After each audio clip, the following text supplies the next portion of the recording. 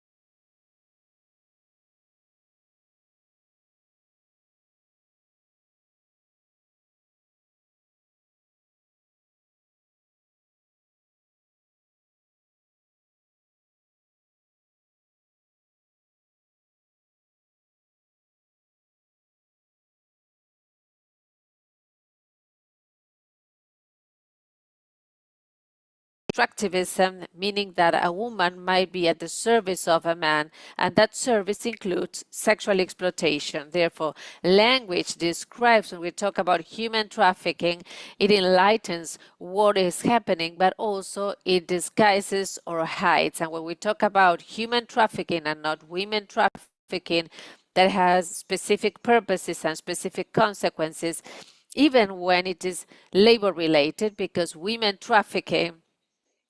trafficking, most of the times they leave their families, their children behind in their places of origin, and this makes them more vulnerable to exploitation in the places they migrate to.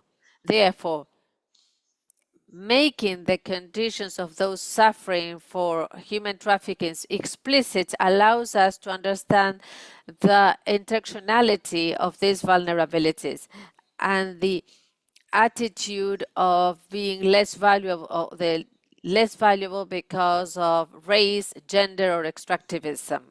In a very valuable text, Carol Pateman, a feminist political scientist, in a text that is called Sexual Contract, she points out how in the origin of the modern state there is a prevalence of men over women, and in the social contract she expresses men, the only ones considered citizens in the source or origin of the modern state. The only citizens were men and rich men, because Afro-descendants or indigenous men could not attain legal citizenship. They achieved the social contract, and before that social contract, the sexual contract. This sexual contract means that women will occupy the private place, that each man will be the owner of a woman. When we talk about my wife, my children and women are part of the property of that man, and that woman that is part of the man's property shall grant domestic services to that man, shall grant sexual services to that man, and shall grant the legitimacy of the progeny, the legitimacy of the children. That is his private woman or wife. But Carol Pateman points out that there is a small set of women that would become collective property of all men. That collective property makes those women become public women. Public women is a euphemism to talk about women that become prostitutes. Prostitutes are the collective property of men that can get hold of their sexuality in exchange, allegedly, of money. But as Pateman states, sexual trade is a euphemism that conceals sexual slavery of prostitutes. And I want to make reference to these prostituting system and the condition of prostitution that is one of the reasons for trafficking, in addition to labor reasons. And more recently, and I would like to draw your attention to all these because conditions are similar, yielding the capability of gestating and organizing exploitation systems for the gestating or birth-bearing capacity of poor women to rich couples. This is something that has just started in our country, and we have started researching on this, and there has been a decision made by the Court of Justice, Supreme Court of Justice, legitimating that women that have economic needs might yield their birth-bearing or birth-giving capacity to a couple. There is a contract of someone who's subjected, that surrogate gestation contract, or different ways it is called. Prostitution, as defined by the Royal Academy of Letters, is the activity of someone that has sexual relationships with others in exchange of money. I am interested in disclosing how the language hides or conceals. In fact, those that have sexual needs are almost always men with other persons that generally are women or transsexuals or transgender individuals. Therefore, the activity makes only visible to women and trans that perform or conduct sexual activity when it means that it is the activity is someone that has sexual relationship or intercourse, but in fact it does not make reference to both parties, the PIN or the person that requests sexual intercourse and offers money in exchange, these two parties and the prostitute. Therefore, these two parties are not on an equal footing. Therefore, the prostitution phenomenon lies on the shoulders of women, that as if it were a one-sided offer. It conceals the one that consumes prostitution, and it conceals the prostituting system, the system that exploits and oftentimes enslaves women. Therefore, Paloma Lugo Saucedo, in a very interesting paper called The Sexual Work between question marks, she argues about this way in which prostitution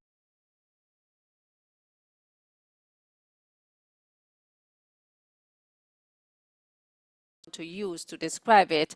There are different factors that impinge on this discussion: morale, health, sexual freedom, patriarchy, human rights, the rights of the women, discrimination, violence, among others. That is, it is not a neuter term as if it were in any other labor relation. Talking about prostitution and even talking about prostitution as work, it's not something possible because the conditions are not labor conditions, but rather her own body is for rent or for sale. And those are not the conditions that describe a labor relation. However, all these aspects bear an influence: the denigration, the moral conditions, why those women are denigrated, exposure to a very high health risk, the fact that there are many ways of all these subjectively influences on the way in which they experience their personal sexuality, the patriarchal conditions that subject women in different manners, restricting their potential ways of actions, their alternative life projects. It's very common that when a woman is asked whether she's voluntary doing prostitution, and I want to clarify that this is the most difficult factor within the feminist debate. Women that claim that they exercise prostitution voluntarily, when they are asked about their will or doing it voluntarily, they say, I'd rather work as a prostitute and not as a domestic worker. Domestic work that is also denigrated, very poorly paid, and oftentimes it occurs informally. And it appears as the only alternative to prostitution. That is, women that if they weren't prostitutes, they would have to work as domestic workers in almost slavery conditions. This implies that there is not real autonomy or self-sufficiency. Autonomy requires liberty or freedom to conduct your own life plans, but those life plans need to have relevant alternatives. That is to say, I can choose a life program or plan if I really have various alternatives and not a single option like the one that they have to choose from between prostitution and domestic work, where prostitution implies that I'm my own raw material, my only production resource. There are different ways of talking about prostitution. In Spanish, we use all these ways of describing it or making reference to it. And as I've mentioned before, they illuminate some aspects of the prostitution phenomenon and conceal others: prostitution, sexual work, sexual trade, sexual service, sexual slavery, sexual exploitation. They highlight one aspect of the problem and conceal other aspects of the same problem. There are several positions or stances in feminism as regards prostitution. As I've said before, trafficking is opposed by every feminist position. All of them are against trafficking. However, non-consensus has been reached as to what it is termed as voluntary prostitution. And I'm not using inverted commas because of the restrictions of self-sufficiency. We cannot talk about voluntary prostitution. I mean, I believe it's something arguable. As regards prostitution, there are three different positions. Those that propose that prostitution shall be regulated by the state, those that propose that they should be banned and with criminal punishment, and those that are for abolition, that want the protection of the victims, and they are against or persecute the prostituting system. I am for abolition. Argentina is also for abolition from the legal viewpoint. However, sometimes when applying or enforcing certain rules, there are some other positions, moreover, among activists. I've said before that sexual exploitation is something that dates back precedes the constitution of our republic that starts with a revolution in 1810 in our country, together with other Latin American countries at the beginning or at the turn of the 19th century. However, at the end of the 18th century, a group of English recruits were traveling to a prison in Australia, and there was a problem in the vessel, and they got stranded in the River Plate because there was a mutiny inside the vessel. Therefore, they got off from the vessel, and most of them stayed in Buenos Aires. They were inmates. They were going to be taken to a prison in Australia. However, they stayed in Buenos Aires. They became prostitutes because there were already prostitution and sexual exploitation networks during the viceroyship of River Plate, during the period in which the River Plate depended on the Spanish government. There was a viceroy and representatives of the Spanish kingdom. However, there were already scoundrels that had set up in Buenos Aires. Therefore, we had not been born as a nation. There was no rule of law. There were no rights. However, the white women trafficking, and this is the statement or expression used by Raúl Schnabel, therefore white women trafficking occurred before or preceded the birth of our country. There was slavery, there were women trafficking and sexual exploitation of those women. However, when those women were brought from England, from white Europe, the term white women trafficking was coined. Therefore, sexual exploitation by networks occurred before the political organization of our countries. There was an attempt to regulate prostitution in Argentina. I said it is a country that is based on abolition, that is to say, it does not regulate prostitution. However, there were some attempts to regulate prostitution. And these attempts, these ordinances, assumed there had to be some sort of political authorization for prostíbulos to be set up. There was a characterization of women prostitutes as women who sold sexual favors to more than one man. I want to say this, describing women in this fashion caused these women to be deemed as women who had no honor. They sold their sexual favors to more than one man. On the one hand, because they sold their sexual favors, and because they did not do so within partnership relationship. So as a result, they had no rights which did correspond to other women. For example, reporting rape. These women were sexually free, so there could not be any rape complaint, which would have implied that their sexual will had been affected. There was no such thing as these women's sexual will.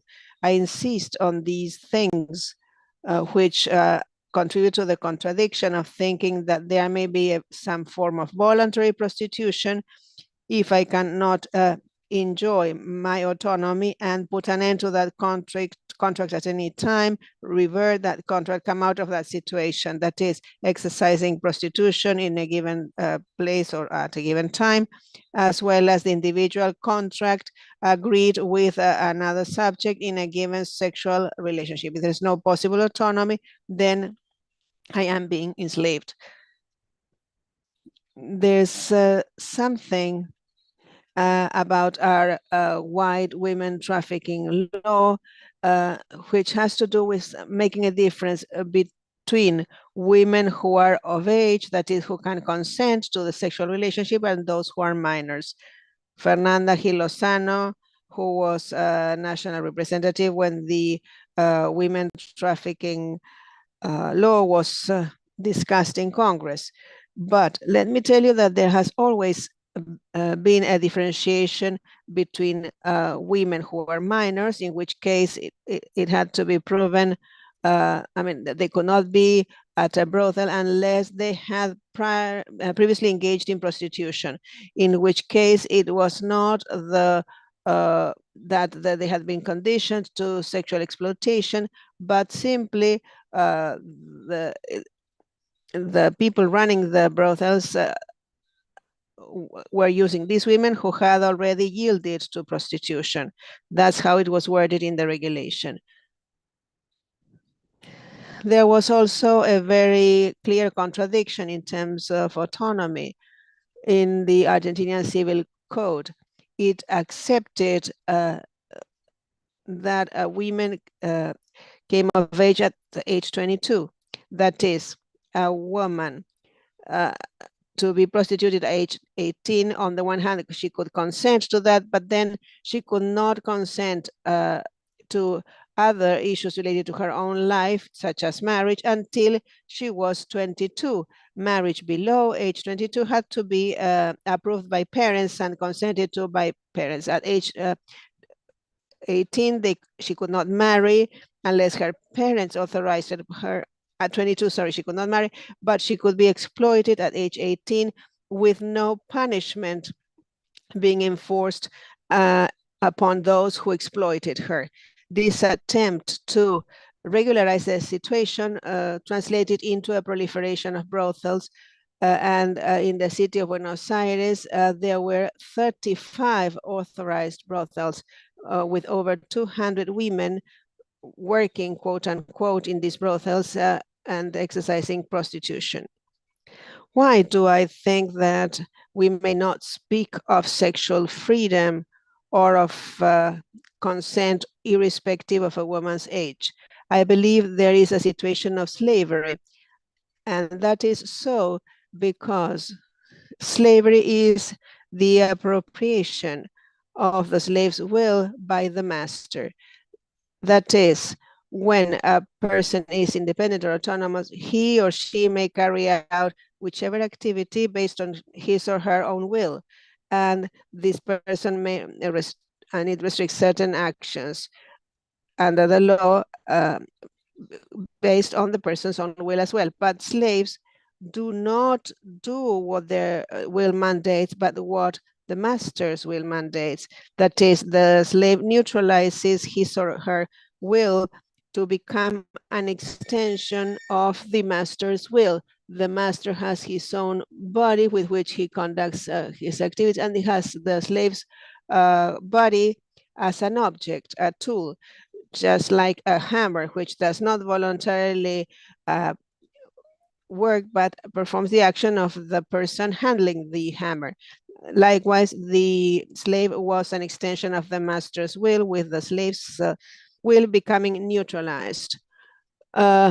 Catherine McKinnon says, what is free sex? That's the exchange of sex for sex with no imposition of any sort, and which in any case or at any time, as a matter of consent, the practice may be interrupted if either party feels uncomfortable and does not want to continue with that sexual practice. In the case of prostitution, the will that counts is the customer's will. The sexual relationship taking place in this prostitution practice is not the sex required by the party demanding prostitution with what she wants. The woman carries out the action called for by the person paying. Her own sexual independence, autonomy, her own will are neutralized, and she has to carry out the actions demanded by the person prostituting her. That's why I refer to this as sexual slavery. As Amelia Valcarce, Spanish philosopher, says, it is not always that consent legitimizes a practice, let alone does it turn it into work or labor. Slavery was a form of survival of subsistence, and there was some will required. This comment by Amelia Valcárcel is important because in slavery and in white women trafficking for labor exploitation purposes, the same applies. There are people who are desperate and therefore accept enslaving labor conditions. They are accepting these conditions does not legitimize them or turn them into, does not turn this into a legitimate practice, even if when asked, these people will say that they did not leave because they had no choice. Their will was completely restricted. They had no other choices for their life plan. So accepting slavery to survive, whether it is in the case of sexual exploitation, trafficking, or labor trafficking, this does not constitute legitimate consent or a legitimate use of will. It is very important to understand this thing about consent. Precisely in a recent text, which has not been published, it will be published in the Gender Observatory. We have a news bulletin, and there's always something that is published there, and there's always a term defined, and the term for this issue is consent, and it was defined by Patricia Laura Gomez. She refers to the following. She says that the requirements noted for the concept of consent, and I'm quoting, what are these requirements? Full and clear information. The person must know what it is that she's accepting. Explicit formulation, paying the woman and therefore having the right to do anything with her is not possible. Absence of coercion, manipulation, and a very important condition, reversibility. If there's consent for any given practice, I must be able to revert it if I do want to. If I want to interrupt that practice, something that cannot be done in the case of sexual and labor exploitation. So these concepts are central and are developed by legal feminism, since they incorporate certain discussions. Whenever there are lawsuits, the intention is using certain legal strategies and the way that leading cases are presented, they try to discuss this issue of consent in order to incorporate a discussion on women's autonomy. Are we autonomous? Are we independent? Or are we always depending on somebody else, and therefore our consent is biased? Making decisions without being subject to coercion or manipulation, leading a violence-free life, the role of structural inequities and inequalities in the path towards equity and equality, and access to information in clear language. It is very important that the justice and the legal system use some clear, reader-friendly language. Otherwise, when women are questioned whenever there is any legal action conducted at a brothel, and women are asked whether they are forced to be there, unless, I mean, if they are not tied and if there is not a padlock at the door, they would say that they are not forced or they have not been forced. Thought process is required for them to analyze their own will. It is necessary, therefore, whenever a lawsuit is brought, to look into all of these details related to consent, and also the fact that we should think that one of the key roles of exploitation are structural inequalities, especially thinking of them in intersectional terms. Structural inequalities are based on race, migratory status, disability, political, religious, persecution, the state of war. All of these structural inequality situations depend on states. Therefore, they constitute a public and political responsibility. It's not just a matter of solving this interpersonally. And I'm referred by this to inequalities or slavery situations. Patricia Gomez says, in sexual and love relations, it is not just a matter of consenting to or denying a relationship, but of an informed, voluntary, respectful process that includes the possibility of reverting the relationship to the extent circumstances and conditions may change. So migrants, for example, or people who have been subject to human trafficking through deceit and want to come out of this situation, they must find the conditions in place to change their situation. If it's not reversible, it means there is no possible consent, or no consent possible. Once again, I would like to quote Paloma Saucedo, who will talk about this, about consent, a central topic. She says, I want to focus on will, this being understood as consent, as a fundamental element for those who defend the pro-sexual work posture. What is will? And what is the will of those women who engage without being forced to in a sexual trade?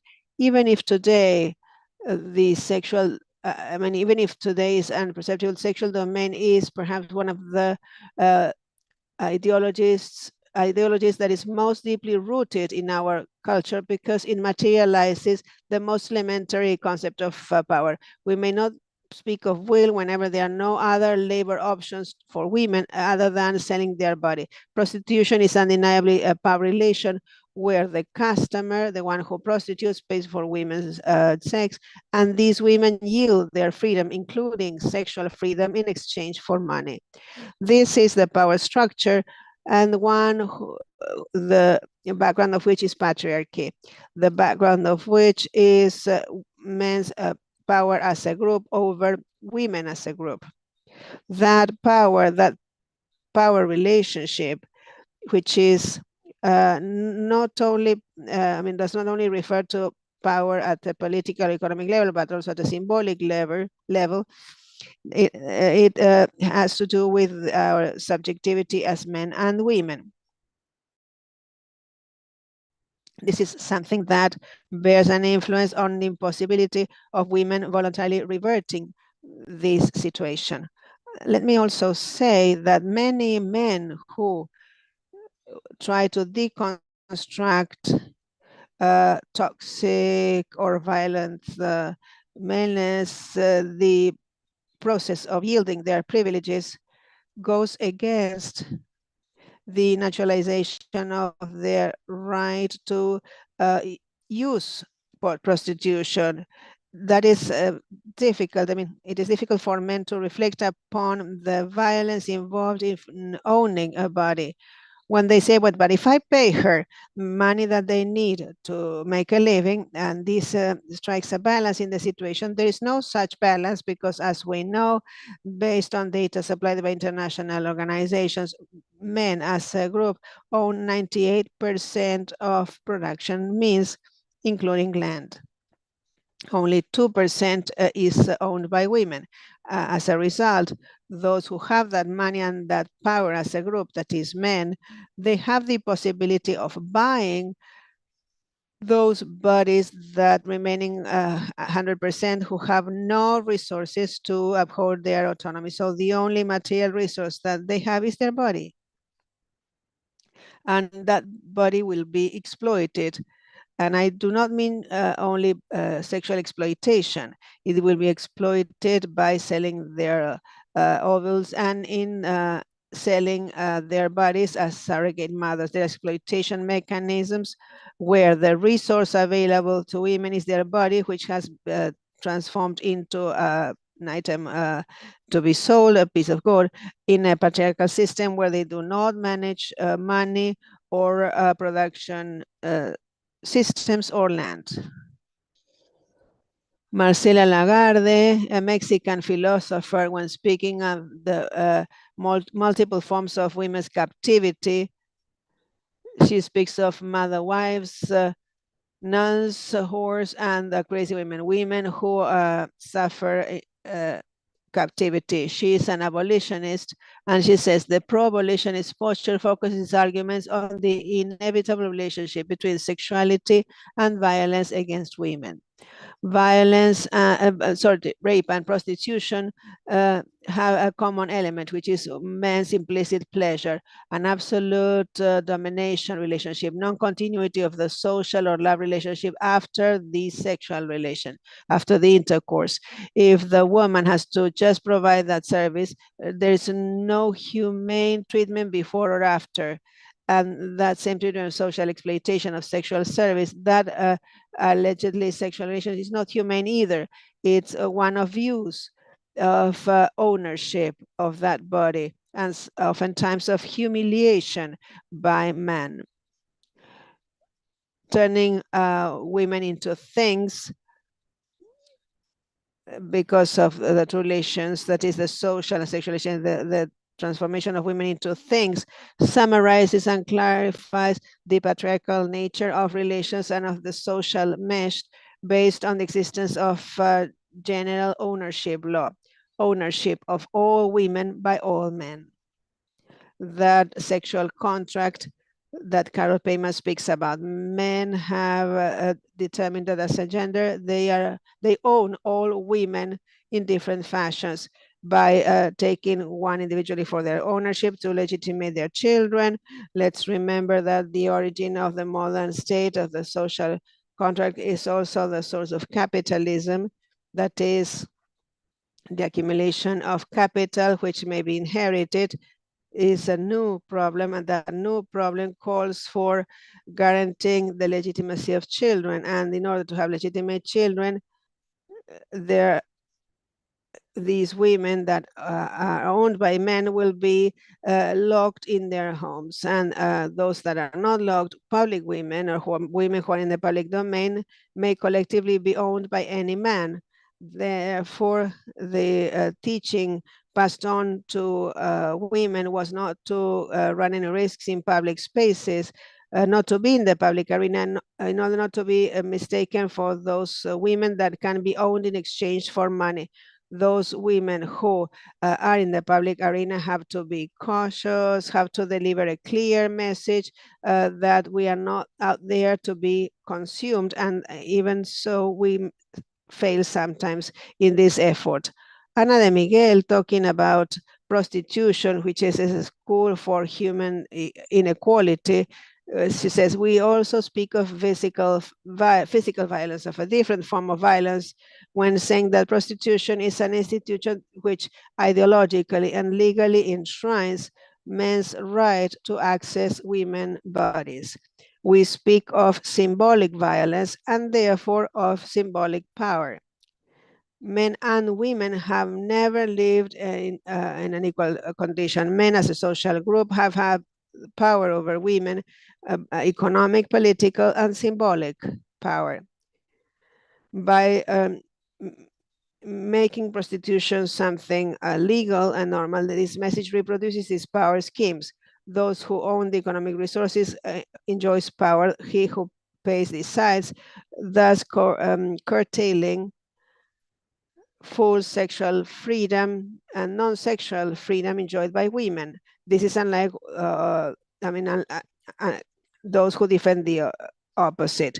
It's that women may not have sex with whomever they want, and there's also symbolic oppression, degradation, and oftentimes physical, psychological violence exerted against them to subdue them. There are a number of conditions that need to be realized. I will try to describe them. First, we need to, if we want to criticize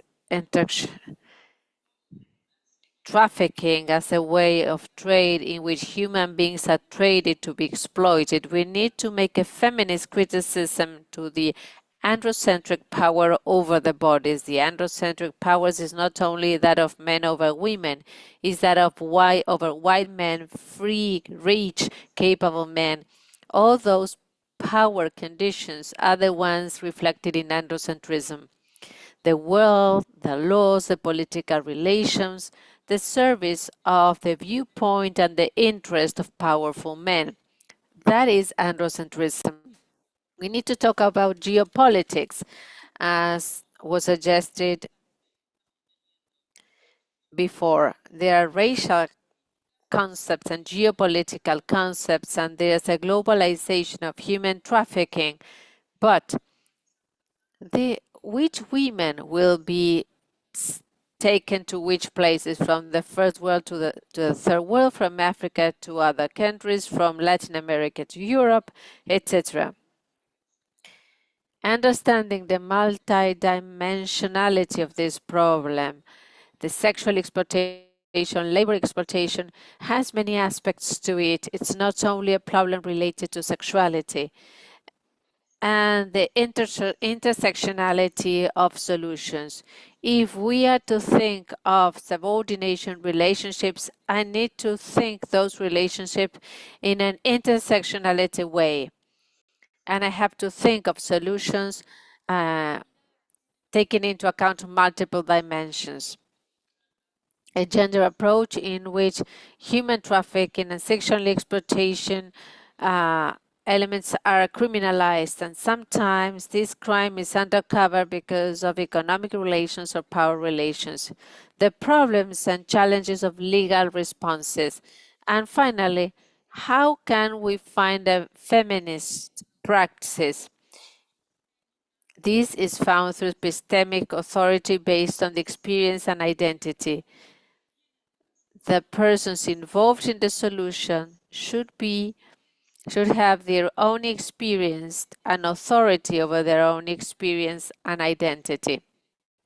In some cases, gender identity, sexual diversity identity, to be at the service of a feminist approach towards a solution. As regards geopolitics and globalization, we have to think which are the source countries, which are the transit countries, and the destination countries. And also explore when these different roles happen, because Argentina used to be a destination country, but at a point in time, it became a transit country when the economic conditions were very difficult. Women were brought from neighboring countries to be taken to Europe from the Buenos Aires port. But at times of economic welfare, many of these networks brought women that were left in the country. This stopped being a transit place to become a destination place in the 90s during the neoliberal administration, when there was a parity between the local peso and the dollar. Women could send remittances to their countries of origins and stayed in Argentina because they found it profitable. Therefore, a country is not by nature a destination, a transit, or a source country. It's all related to geopolitics and economic and social policies enforced in each place. Thinking of the transnational networks of exploitation, it's very difficult to prosecute trafficking, that it's always a transnational crime, based on the fact that exploitation networks have accomplices in different countries and women circulate among them in order to renew the set of women offered to men to be consumed. Then we need to have virtuous transnational networks of rights.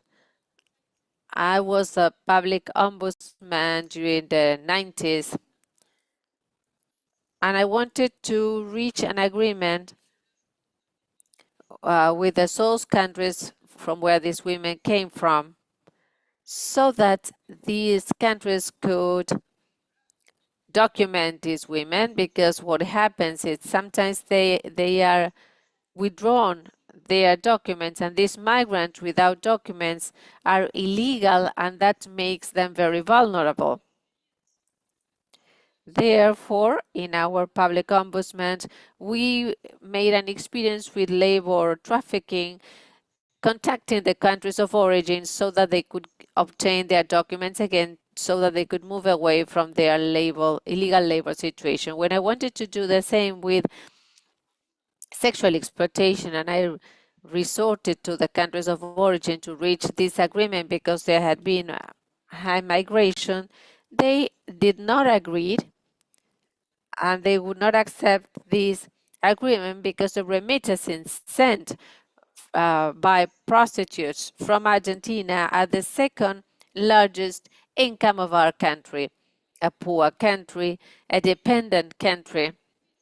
Then through these remittances sent by the thousands of women that had migrated looking for better living conditions,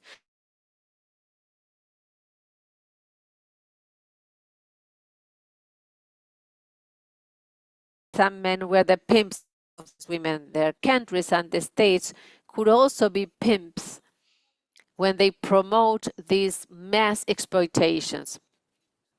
And I want to say that this applies to prostitution networks, and it also applies, and I want to make this analogy, to the networks that would exploit the capability of giving birth of other women. Surrogate gestation that is done legally in a regulated manner. Our country is trying to regulate these through two bills. This means the exploitation of a whole country that will export this birth capacity. I would like to give you an anecdote. You will have to close, Diana.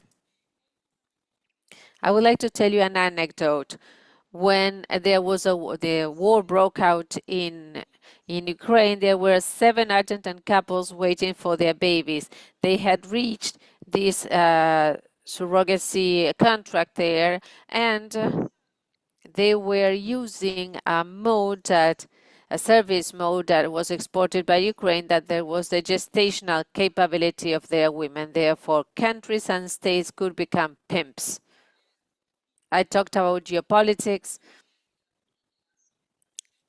then the feminist vision that we need to have in connection with class, age, sexual orientation, ethnicity, vulnerability, the lack of poverty, policies against poverty, the need to have a cross-sectional view about the power condition, thinking of migrants and transgender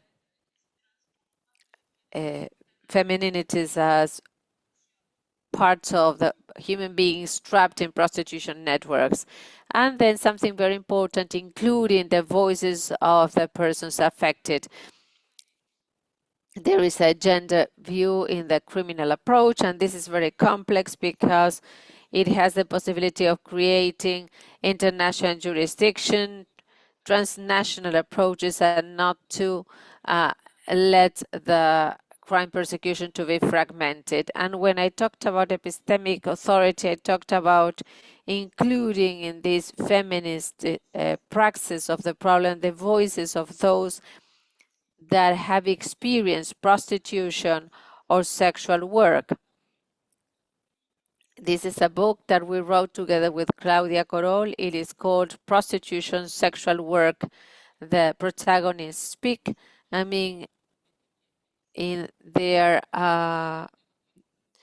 narratives of all of them, their narratives should reflect not only what sexual exploitation is like, but these in first person, they express the way in which they experienced trafficking, how they were exploited, how they lived, and their resources in order to be freed from trafficking, their resources that could be used with the support of the state to protect these women from these forms of exploitation that are a way or a form of slavery. Thank you, Monica.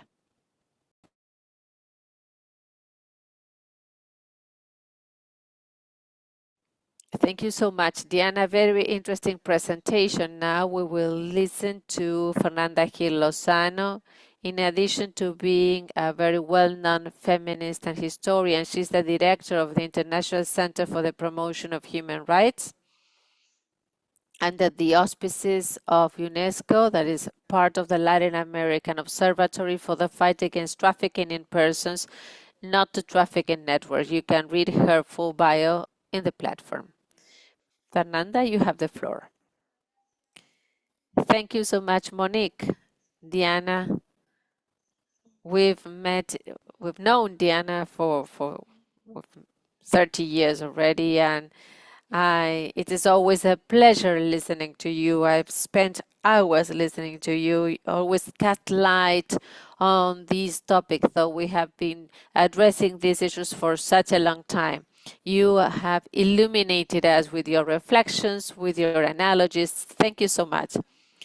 And she paves the way. She paves the way to everything you have to say, because you have explained so many concepts. So thank you very much, honestly.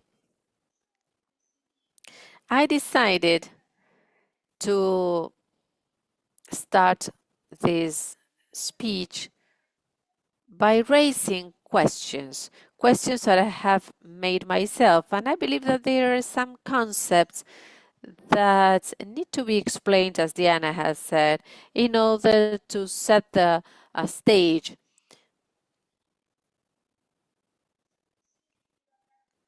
I want to talk about colonization,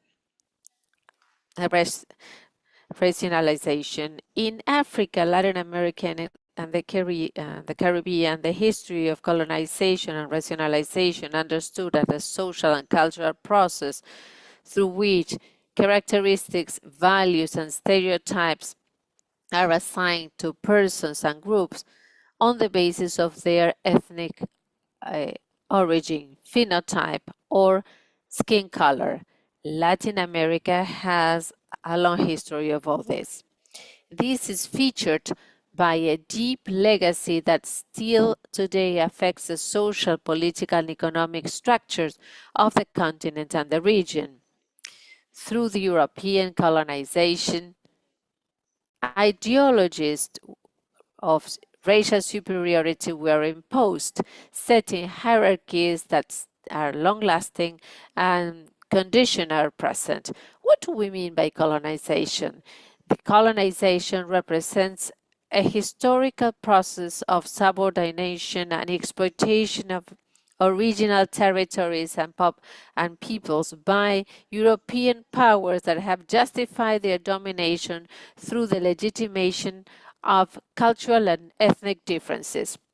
Since the 16th century, European colonial powers like the UK, France, Germany, Spain, among others, established slavery systems to exploit labor in their colonies, processes that favored the initiation of capitalism in Europe. This domination strengthened through models that denied the human nature of the colonized. making them appear as inferior beings and maintaining a relationship in which the colonized were the only ones recognized. Colonizers were the only recognized as human beings. Therefore, the colonized became the other, upon which any kind of action could be conducted given a condition of natural inferiority of all the peoples that were colonized. In time, during the 19th and 20th century, raciation, not only biological but cultural, became a key tool in order to justify and continue colonial exploitation and to exercise what is called neocolonialism.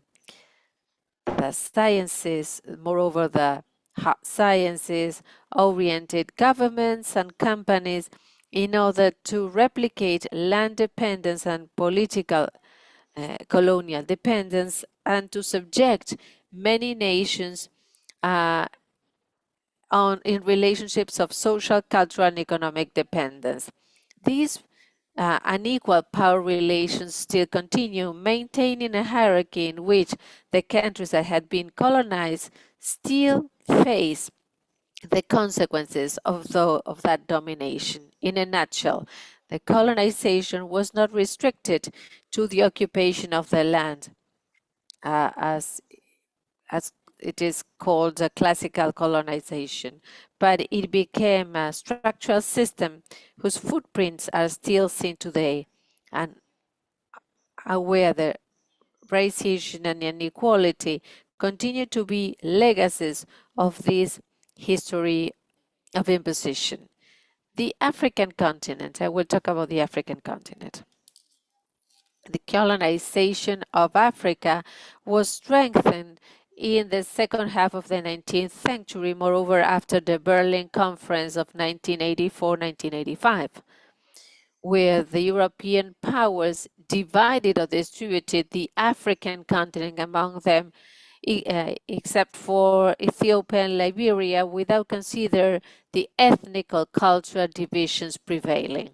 This division made easier the establishment of colonies where racial policies were set forth that degraded the original people, justifying economic, social exploitation. And under the concept that they needed to be civilized. Racial hierarchies were legitimated in many territories through laws and customs. They imposed forced labor, land looting, and very denigrating living conditions for the locals. In South Africa, for example, the colonization fostered an apartheid system that made racial segregation something institutional, and some other countries like Namibia or Zimbabwe were subject to similar policies. The extraction of natural resources and labor exploitation were the pillars of the systems where the profits were sent to Europe, while the local peoples and communities lived in extreme poverty. This exploitation model, deprived of human resources, consolidated a hierarchy that conditioned the independence processes in the 20th century, moment in which, in many cases, the local elites maintained colonial structures to control their power. Colonial racism still prevails in Africa, and the legacy of colonial racialization is maintained in the access to education and the political representation. Colonial powers established such an unequal racial mechanism that still accepts societies as such. Latin America. In our region, Latin America, colonization started with the Spanish conquest by the late 15th century. Since then, Spain and Portugal have implemented domination systems over original peoples with an approach that unleashed profound demographic and social changes. Colonizers imposed a class structure to organize society as a function of race and origin, where native peoples were considered lower in rank. This racial class system justified exploitation of original peoples who were enslaved and subdued and forced to engage in forced labor. African slave trafficking also became a central element of the colonial economy in Latin America, which further enhanced the hierarchization on a race level. When we speak of the consequences of the conquest, we hardly ever take slavery into account, which was very much used and which was indeed a consequence of the colonial period. Among other things, and this I want to clarify, this is because given the contact with Europeans and the prevalence of Europeans over the American original peoples, this was abusive for several reasons, including the fact that not only were they removed from their place of origin, which provided them with an identity, but also because of the number of diseases that the Europeans brought to the continent. As a result,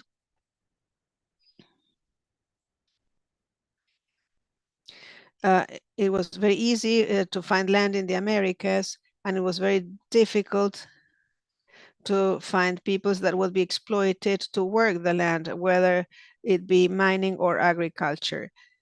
Lots of people, lots of manpower was required, but there were not sufficient people to exploit them.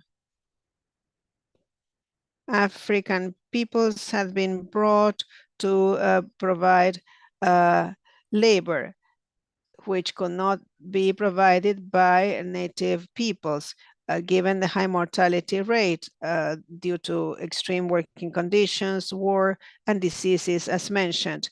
This process brought new population inflows to the region and implemented a dehumanizing vision whereby African men and women were just gods. Racialization became institutionalized, and both African descendants and original peoples became the lower ranking groups with no rights and opportunities for generations to come. You remember Bartolomé Las Casas' book, The Black Book of the Indias. He has great sensitivity about the original peoples, but he himself says, well, let's bring people from Africa, therefore. So the human condition in original peoples, he did not find in African peoples.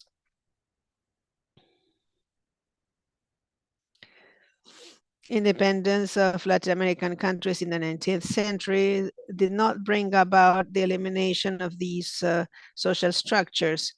Rather, Creole elites maintained or retained political and economic control, further reinforcing a racialized system. To this date, indigenous communities and African descendant communities in Latin America face material inequalities as a result of a colonization that did not only impact their structures, but marginalized them. The Caribbean. The Caribbean experienced or suffered intense colonization, where slavery became the core of the economic activity. The main production activity was slavery. Tobacco, sugar plantations became consolidated thanks to the prevailing economic model that based yields on enslaved labor brought from Africa.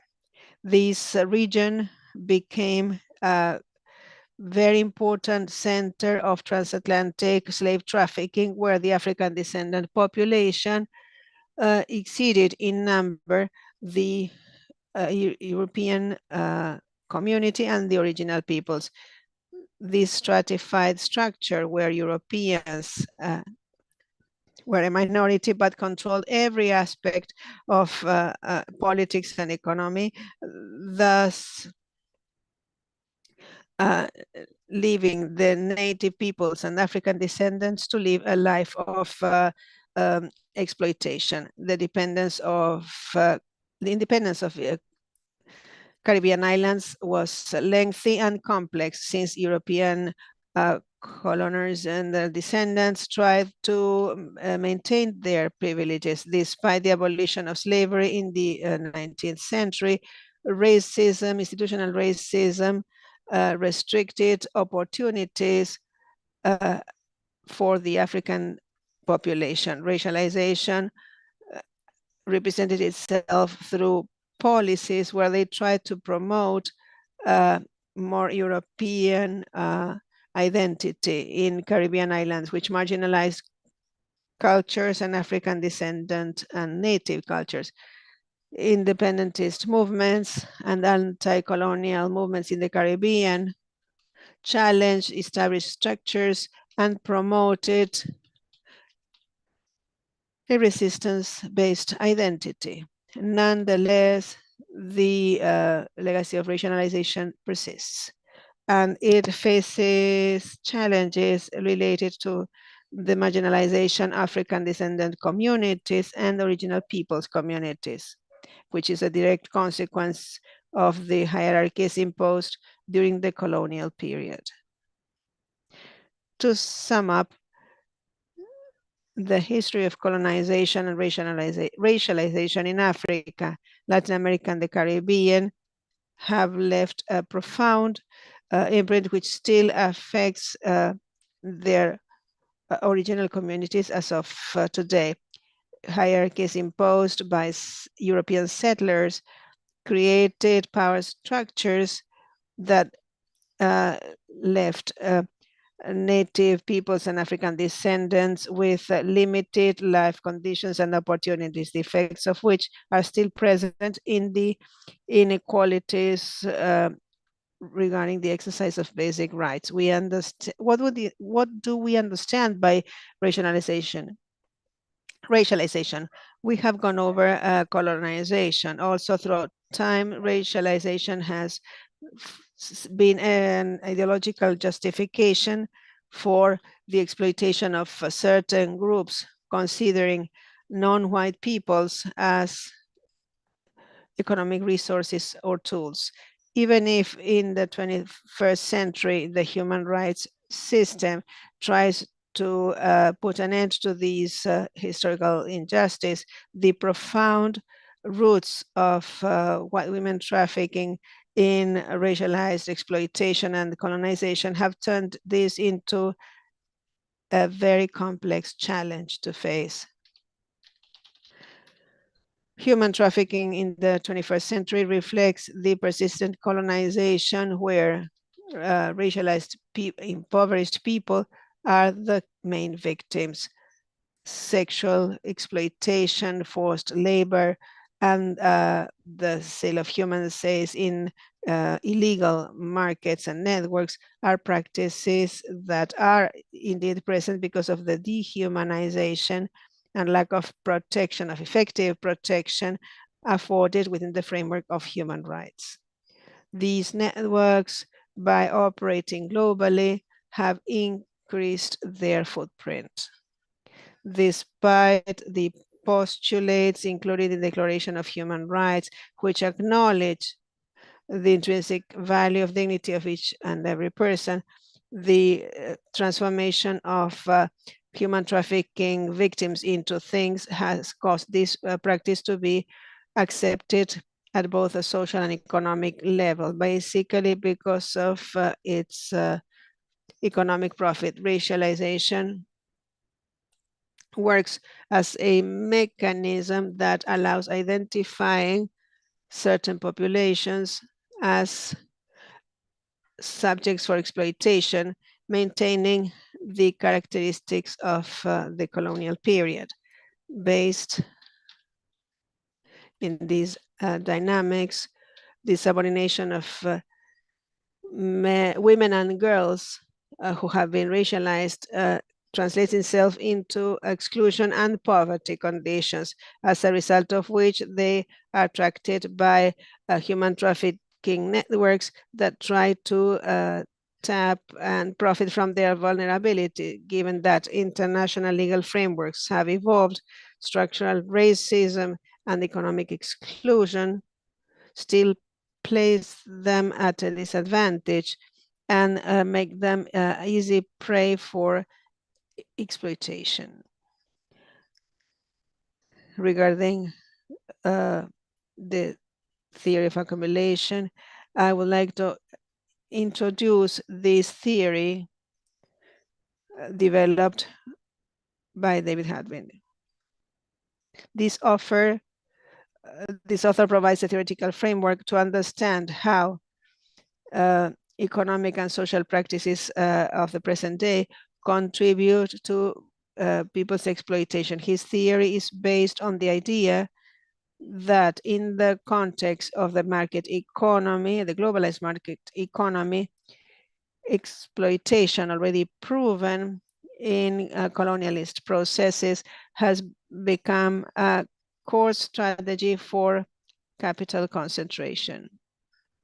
And according to Harvey, this accumulation is key to analyze modern economic structures that are based on the vulnerability of excluded groups, as it was the case with the original and African descendant peoples during the colonial period. He says that the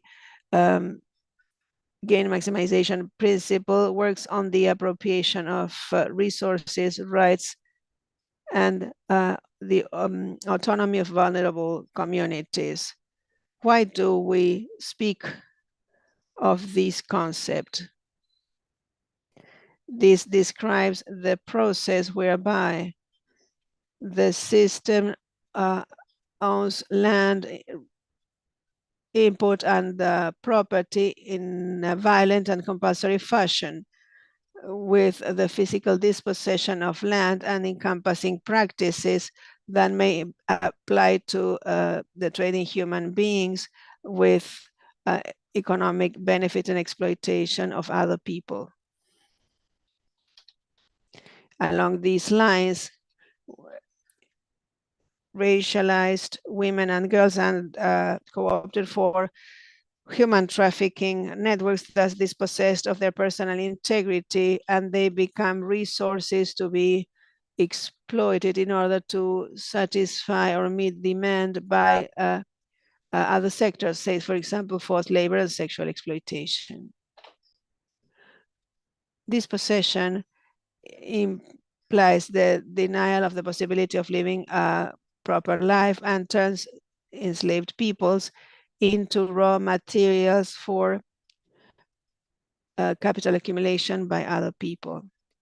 Diana gave a wonderful presentation about gender-based oppression. I wanted to emphasize how economic oppression uses cultural degradation practices that were implemented during the colonial period to reach this concept, which is used to explain extractivism and forced labor. He's a man, geographer, and since we are feminists and women, we may apply and expand this concept. This dispossession involves denial of the possibility of leading a dignified life. In the case in point, that is, the mechanisms of dispossession are complex, from deceit and coercion to physical violence and illegal deprivation of liberty, and turns women and girls into tradable products in a market that feeds on structural inequalities such as discrimination and lack of protection.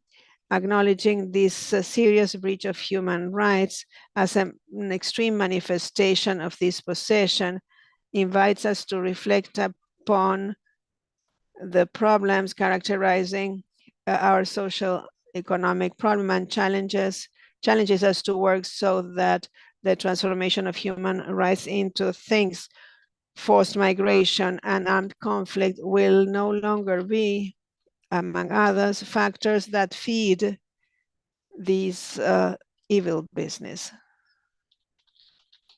We are talking about a form of trade where the illegal organizations involved, in addition to the trading peoples, control smuggling routes, including cross-border smuggling, and coerce those who may provide additional services such as lodging and the transportation. The way of, the form of attracting them consists in lying to them by establishing relations, offering them wonderful job opportunities, but which are actually fake. This is sometimes imposed by family members as well, who have been co-opted by other victims.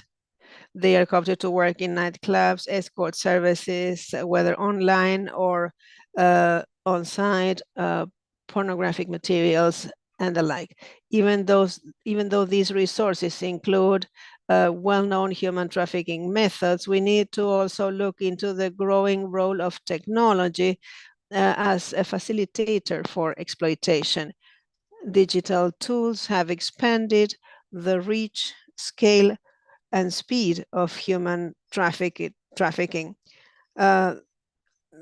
Dating and online dating applications and online ads are used, and they use digital platforms to sell sexual services. They use messaging and cryptocurrency to avoid being arrested, economic exclusion, and the role in human trafficking.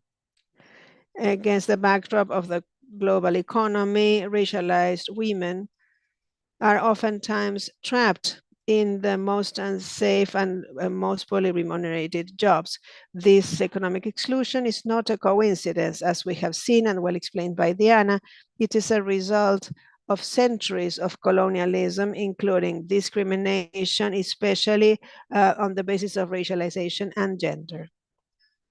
Labor opportunities, job opportunities for racialized women are limited to the informal sector with low wages and with no form of labor protection at all, namely domestic work, agriculture, and informal trade in general, where they are more likely to be co-opted by human trafficking networks, since the lack of choices makes them vulnerable to accepting these deceitful proposals or propositions, or to relapse in exploitation networks.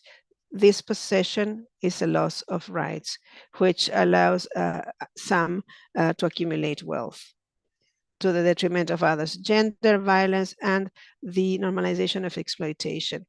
Gender violence is a constant scourge for the lives of many women and girls who first start with this in their own communities before being attracted by trafficking networks. This is violence that conditions them to becoming subdued to exploitation conditions as part of their reality and affects them both physically and psychologically.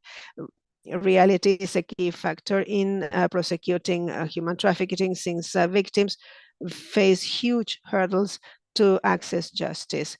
Along these lines, the legal system, oftentimes scourged with racial and gender prejudice, ignores or minimizes complaints filed by these women and girls, leaving them defenseless in the face of this situation. From David Haddis' perception, this is not an isolated phenomenon. Rather, violence is a tool which allows or contributes to the survival economic order. And it is not just a matter of a manifestation of oppression, but rather of tool for dispossession, which extends the accumulation by the most powerful in the global population, that is, male, wealthy people. Conclusion. We have looked into how human trafficking in Africa, Latin America, and the Caribbean are a complex issue that calls for a multidimensional approach through the lens of accumulation through dispossession. We have observed that structural conditions of poverty, inequality, and violence contribute to the vulnerability of women, girls, teenagers to the hands of economic power. From a human rights standpoint, it is essential to acknowledge that human trafficking is a crime, as well as a systematic violation of rights affecting victims' lives and well-being. In order to discuss this, it is necessary to implement protection policies that will prioritize the defense for their rights and administer justice. When I was a Mercosur parliamentarian, I did my best to reach consensus and standardize legislation on the matter. Transnational crimes, that is drug trafficking, human trafficking, weapon trafficking, is not something that can be controlled by states individually. These must be subject to a regional effort. Strategies. One is prevention.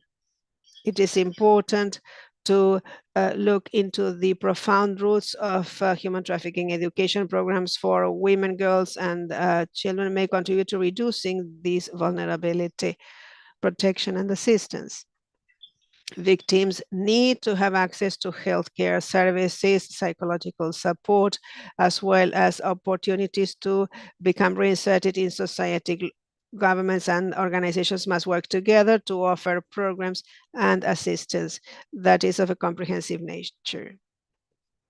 It is necessary that governments strengthen their legal frameworks and legal administration systems to bring traffickers to court and ensure justice will be done for victims. Includes training for officers, security forces, and the development of protocols to deal with these victims. International operations.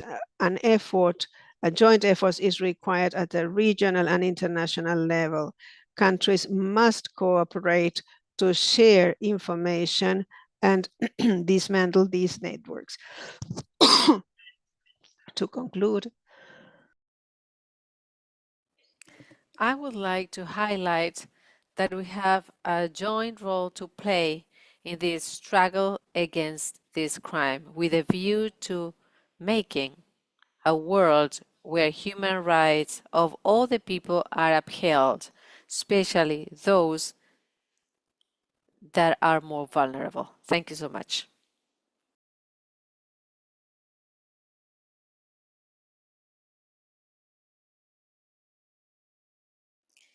Thank you, Fernanda Gil Lozano, for your presentation. And we are going to hear the questions from the audience. Participants have made several questions, and we have chosen some in order to abide by time. The first question is addressed to Diana Mafia. Please, would you elaborate on the intersectionality of the solutions and give examples? Thank you. Thank you so much for your question. If we think of the fact that we have to assess a crime like trafficking and we don't analyze the migration conditions. Migration conditions are a very important aspect, both as regards Latin American women that are exploited in Europe, sexual exploitation, about talking about labor exploitation, surrogacy, if we don't analyze what the migration situations are like, irregularity, women that cannot have a legitimate job, we are turning a blind eye on the way in which exploitation of people in these networks is facilitated. If we don't consider ethnic, racial conditions, the fact that in low birth rate countries, they think that that birth should be given by Latin women because their birth rate is higher, and that would be a way of repopulating an aging population, but repopulated, as Fernanda Gil Lozano has expressed in her presentation, that I'm very happy that it is very complementary. We've known for a long time, and we believe that these representation addressing geopolitical and racial aspects is very appropriate. This is an aging population that sometimes is addressed through the trafficking of women, with the possibility of the fact that they can renew the population, renew it for exploitation, renew it with subjects that would be, or individuals that be subjected and in vulnerable conditions and dependent. Therefore, I believe that when we think of solutions, we have to think not sitting at a desk, but rather insisted upon the fact that the solutions should imply the participation of others, of not only as victims, but providing knowledge and experience that will be able to provide the right solutions for those that belong to the most vulnerable groups. Therefore, thinking of transvestites and transgender, thinking of extreme poor people, thinking of migrants, persons that belong to different ethnicities, minority groups. Those persons are not only victims, they have created networks for resistance. Those resistance networks are ways in which they are organized. And I believe that is the strength and power that has been developed, a main social element in the face of exploitation. Those networks that allow them to be supported as a group.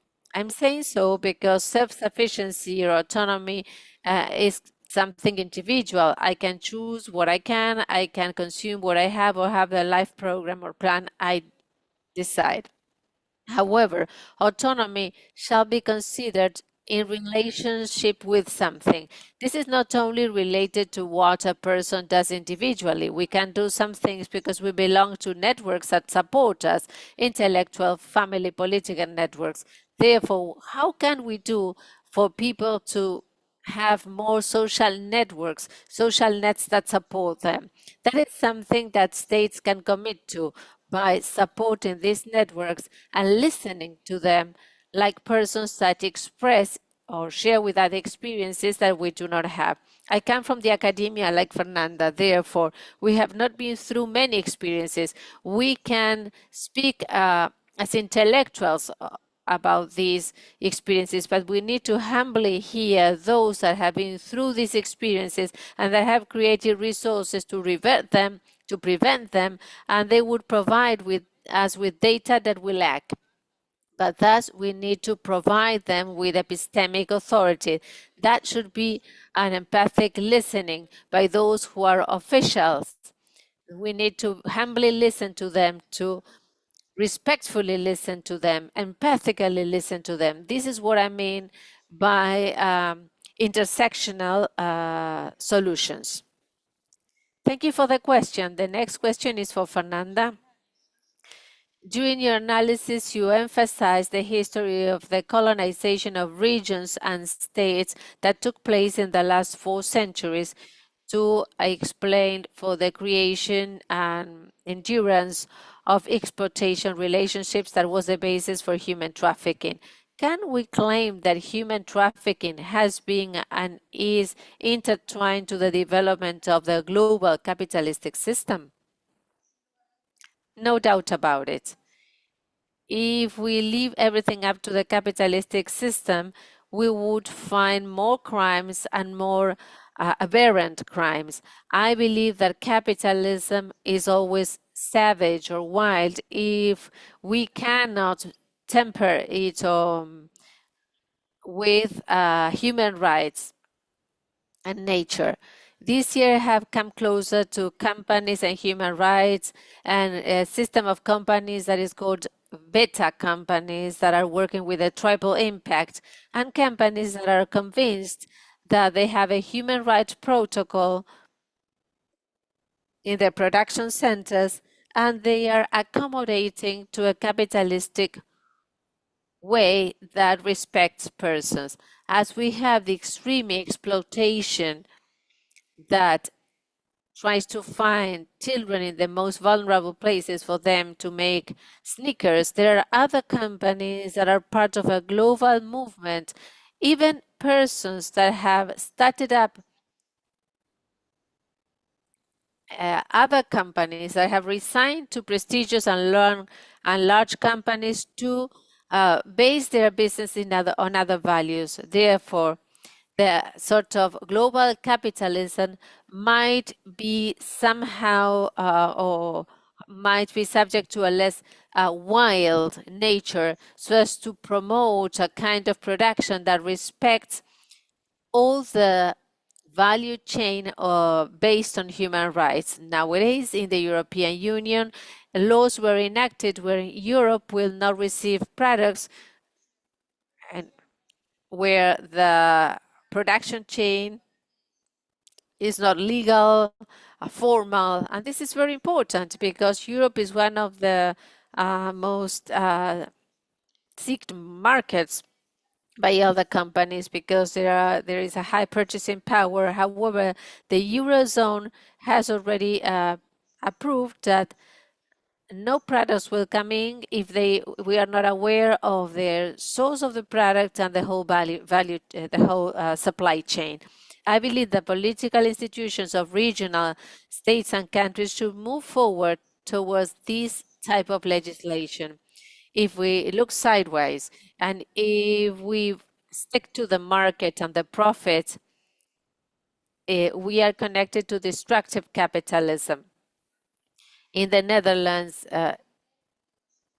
they don't pay a higher price, and in Africa, we have people going hunger.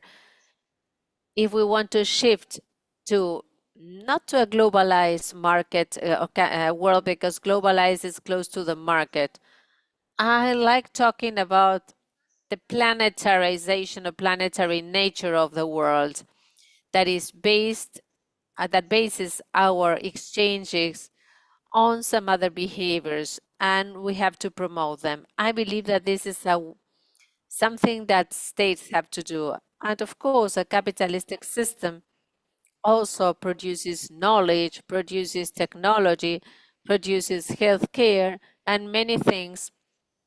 And I believe that it needs certain stops, certain breaks and safeguards and protections so as not to move towards extreme exploitation, that if we don't hinder their way, they will do so. Thank you so much, Fernanda. And well, we conclude this panel. I would like to thank Diana Mafia and Fernanda Gil Lozano once again. Thank you, Fernanda and Monique. Thank you, Diana. It's been a pleasure. Both of you are masters. Thank you.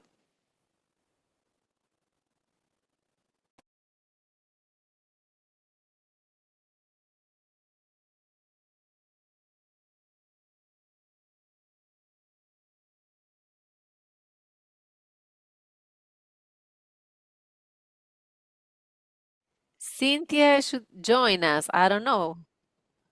We will take a break and then we will continue in the 11:45 panel. I would like to thank you all for being with us, and we will be resuming in a while. Thank you so much.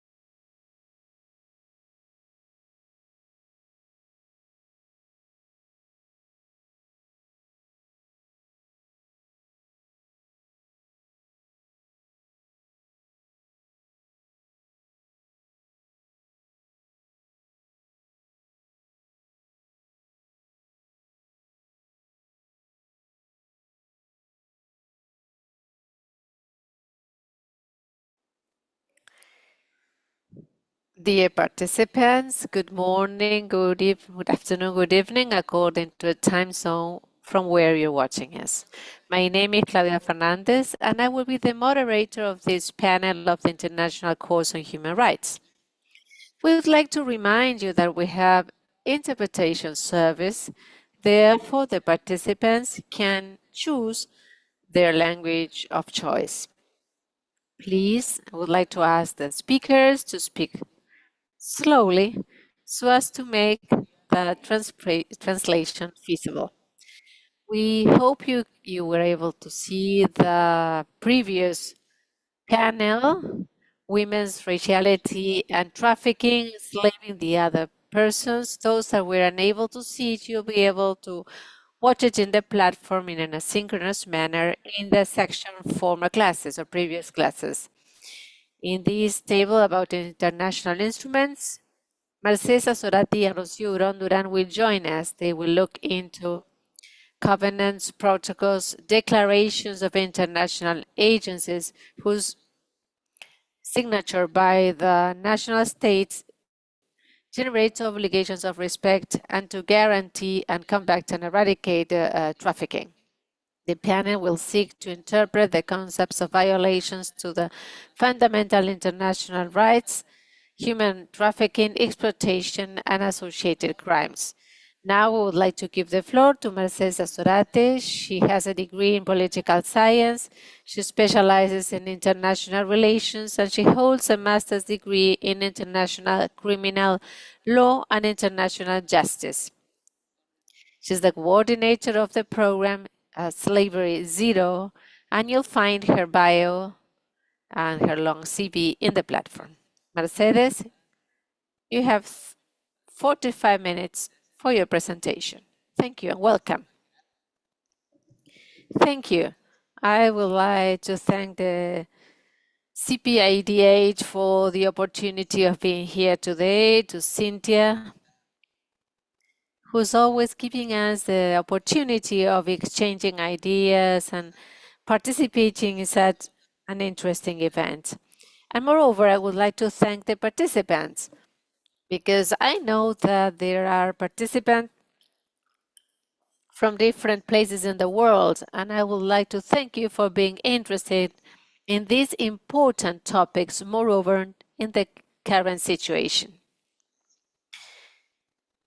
I would like to tell you that the purpose of my presentation will be to review what started as an expression of desire, like the Universal Declaration of Human Rights, gave way to positive rights. Those wishes or desires stated by the declaration became positive laws, and that evolved and developed first as the International Court, International Inter-American Court, European Court, and that made possible that individuals could prosecute their states, report or file reports against their state for human rights violations, but an additional step was necessary, that it was the creation of the International Criminal Court of Justice that can punish or penalize individuals, to go against individuals perpetrating such violations and be able to prosecute them internationally. There are many individuals that have been condemned by the International Criminal Court of Justice, and many of them have been imprisoned. Today, we want to elaborate on that item, whose main aim is to prevent the repetition of situations that jeopardized international peace and security, and went against the dignity of the persons. And our aim is to prevent those violations that offend the conscience of mankind, and be able to have citizens that have further tools to face the abuses perpetrated by the state. I will start my presentation now.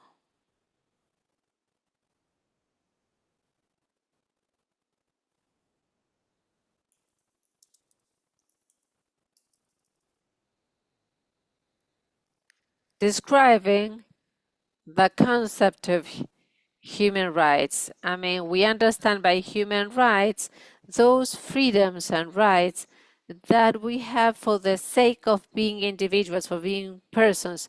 They are intrinsic to our condition of human beings. Therefore, the state does not create human rights, but rather recognizes the rights that we're entitled to as human beings.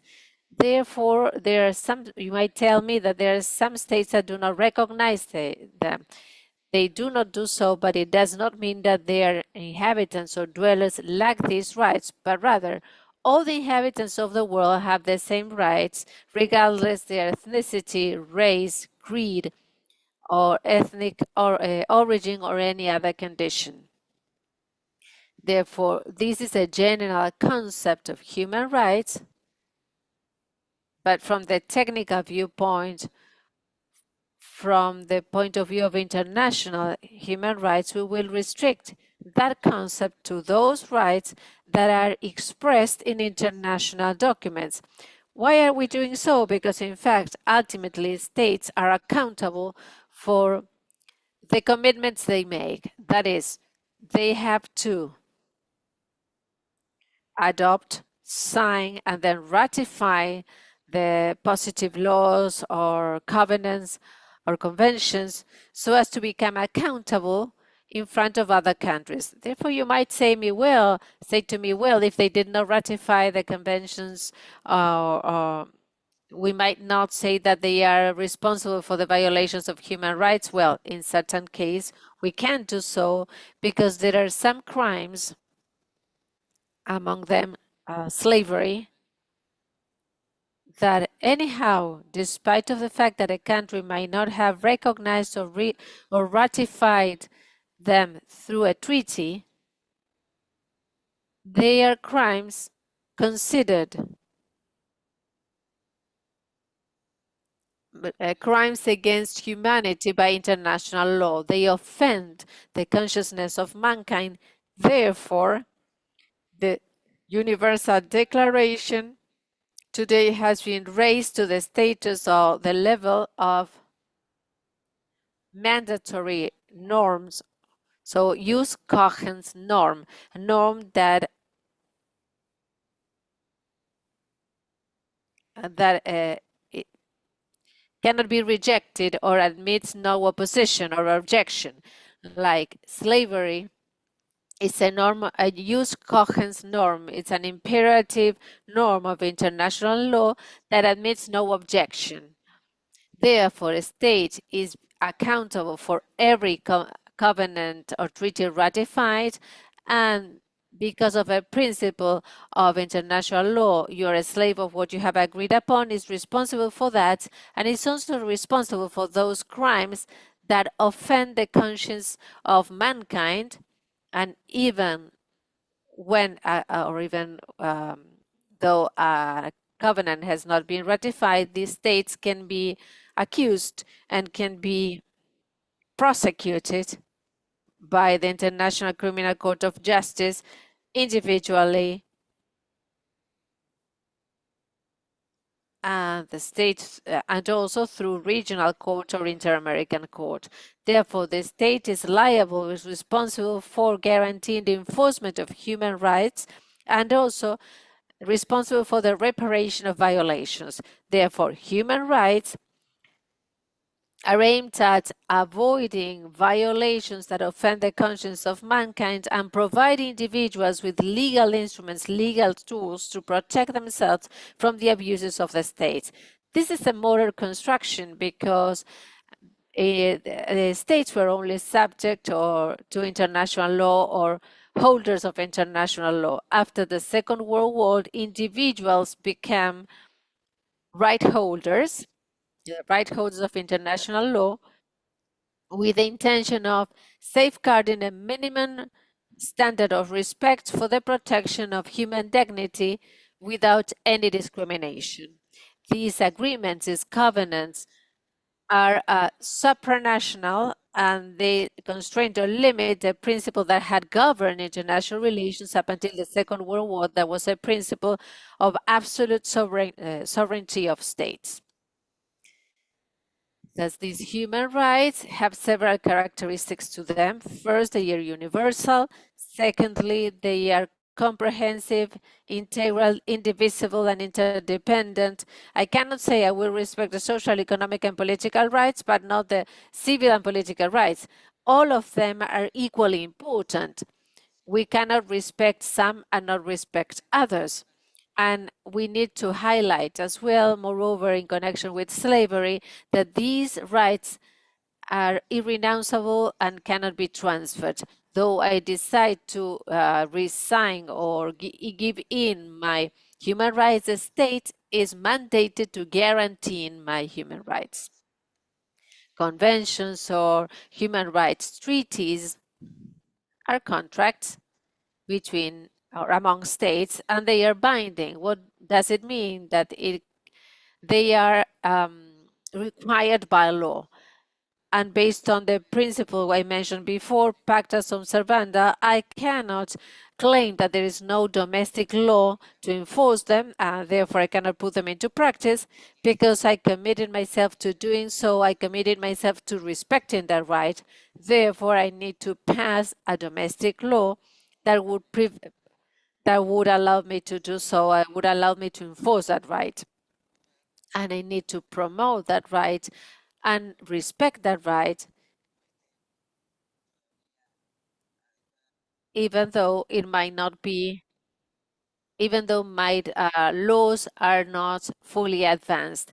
The declarations like the Universal Declaration are non-binding, are a different kind of international instrument. As we said before, the Universal Declaration used to be a desire, an objective, an aspiration. However, with the passage of the time and the international customs, in a short time, it became a jus cogens norm, an imperative norm of international law that admits no objection. Other norms or rules, in addition to the prohibition of slavery, are the prohibition of torture and the prohibition of racial discrimination, apartheid. Now, what is the difference between a crime and a violation? If Maria kills his husband, there is an assassination, a murder. That is a crime that is included within the criminal codes of states, stating every person that kills someone might be subject to a conviction of. It is a violation of the right to life. However, can I report a state for violation of human rights for that murder? No, because that is a murder and the state is mandated to investigate it, to punish the crime and sanction or penalize the attacker. However, let's imagine that Maria is a friend of a police officer, commissioner, and she asks for help. And Juan's mother wants to make justice. She wants an investigation to find out who killed Juan, and she files a complaint. However, the commissioner never submits the report to the prosecutor's office, and nobody investigates Juan's assassination. Now there is a violation against human rights, but the violation is not the assassination of murder itself, but rather the denial of justice to Juan's mother, because the state apparatus, the patrol car, some policemen, to obtain the punishment or the impunity of Juan's murderer. Therefore, the commissioner, the police head, made use of the means and power granted by the state to prevent this crime from being investigated and to do justice. If the case is not investigated by the state, that case that went unpunished in the case of the murder, we are facing a human rights violation that compromises the responsibility of the state, because as we've said, the philosophy that underlines human rights is aimed at equating the difference in power between an individual, a common citizen, and the state. Individuals need the guarantee that the huge power of the state is used to respect our common good and our rights and not to violate them. What does this mean? It means that the state has not been developed or for anything, or has not been created for anything. The state's aim is not only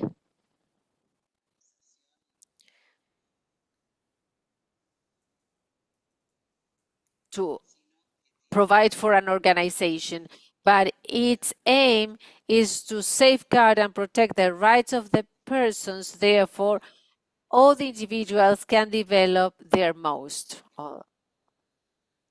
International law comes into play when it is a secondary instance or a complementary instance to national justice that is used when internal remedies fail, when they do not work.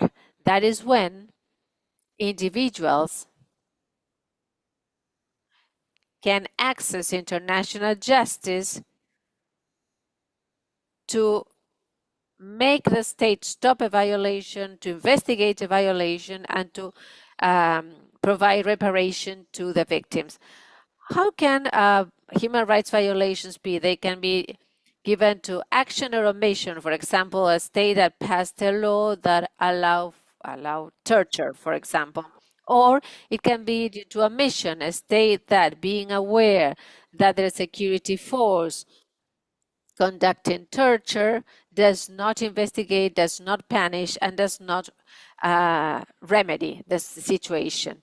Therefore, as a concept, human rights violations are committed by public officials or state agents, but also they can be committed by individuals who are not public officials, but rather act by benefiting from the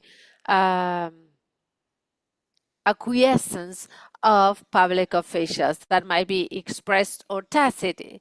They might not recognize that they allow their police force to torture, but rather turn a blind eye on that and let that happen without investigating and punishing it. That is, not doing or not taking the due diligence any state needs to take in order to redress those wrongdoings or preventing them from happening and guaranteeing the individuals to enjoy their rights. We have here a list of some instruments because there are many others against human trafficking. The first one that we are going to talk about is the Convention Against Slavery of 1996. It did not do very well because then there was a supplementary convention against slavery in 1956. Then there was an attempt of a convention for the suppression of human trafficking and for prostitution. There was a failed convention because only 2 states underwrote it or ratified it. And then in the year 2000, was under a different concern. The international community worried about the advance of international crime, met and wrote a different convention against organized transnational crime. And there are 3 protocols to it. The first one to suppress and sanction human trafficking, especially women and girls. That is the one we are mostly interested in. One about migrants that we will see later in further detail, and one about firearms. Very important are the principles and guidelines recommended about human rights and human trafficking, and I have posted a link about a paper by Anne Hallenherr that has always written very important papers. And in this case, she has talked about the principles and guidelines about human rights and human trafficking that is worth reading because it provides explanations about everything, what is life diligency, what can and can't be done, how or what is the responsibility of the state. Very interesting paper. I fully recommend it. Let's focus on slavery now. Slavery, according as defined by the convention, is the state or condition in which an individual upon which the property rights are exercised. What does this mean? It means that if I am the owner of an object, a book, for example, what can I do with that object? I can burn it, yes. I can sell it, yes. I can rent it, yes, of course. Can I destroy it? Yes. That is, I am the owner of that object and I can do whatever I want with that object.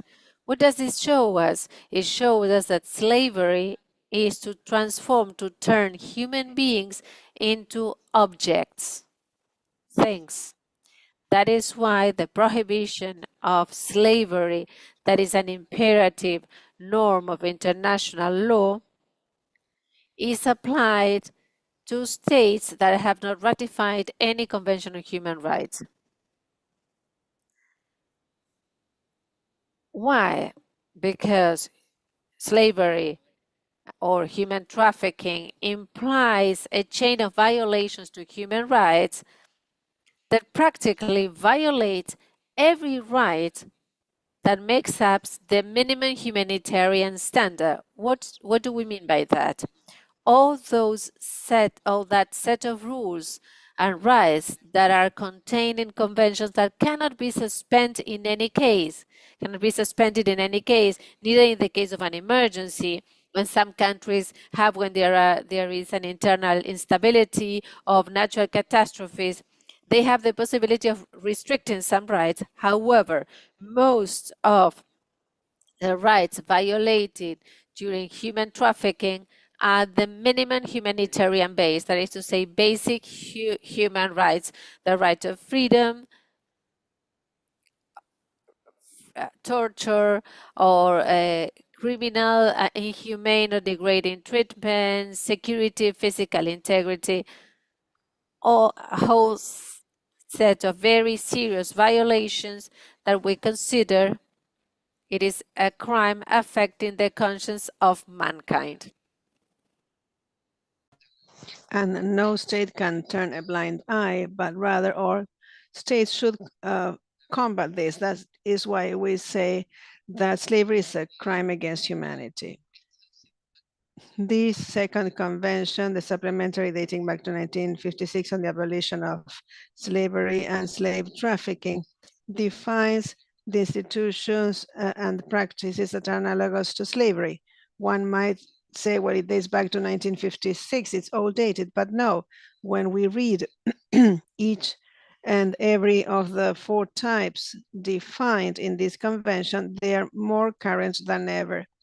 Slavery because of debt occurs when a debtor undertakes to provide services in payment for that debt or as a collateral for debt. If those services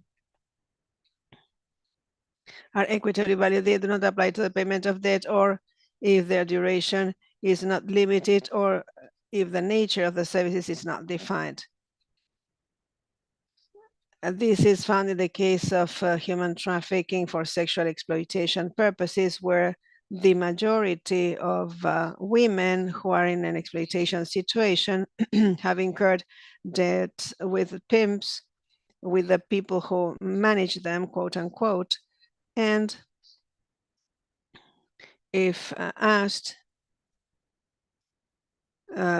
when the debt will be finally repaid and when they will come out of that situation, the answer is unclear. Many of these people cannot even do the sums and estimate how many customers they have engaged with, how much money this represents. I remember asking a woman how much she charged for each service, and when we did the sum, it so happened that what she was paid was peanuts.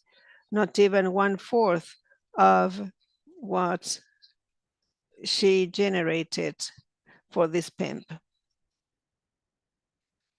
This person realized that she was being deceived.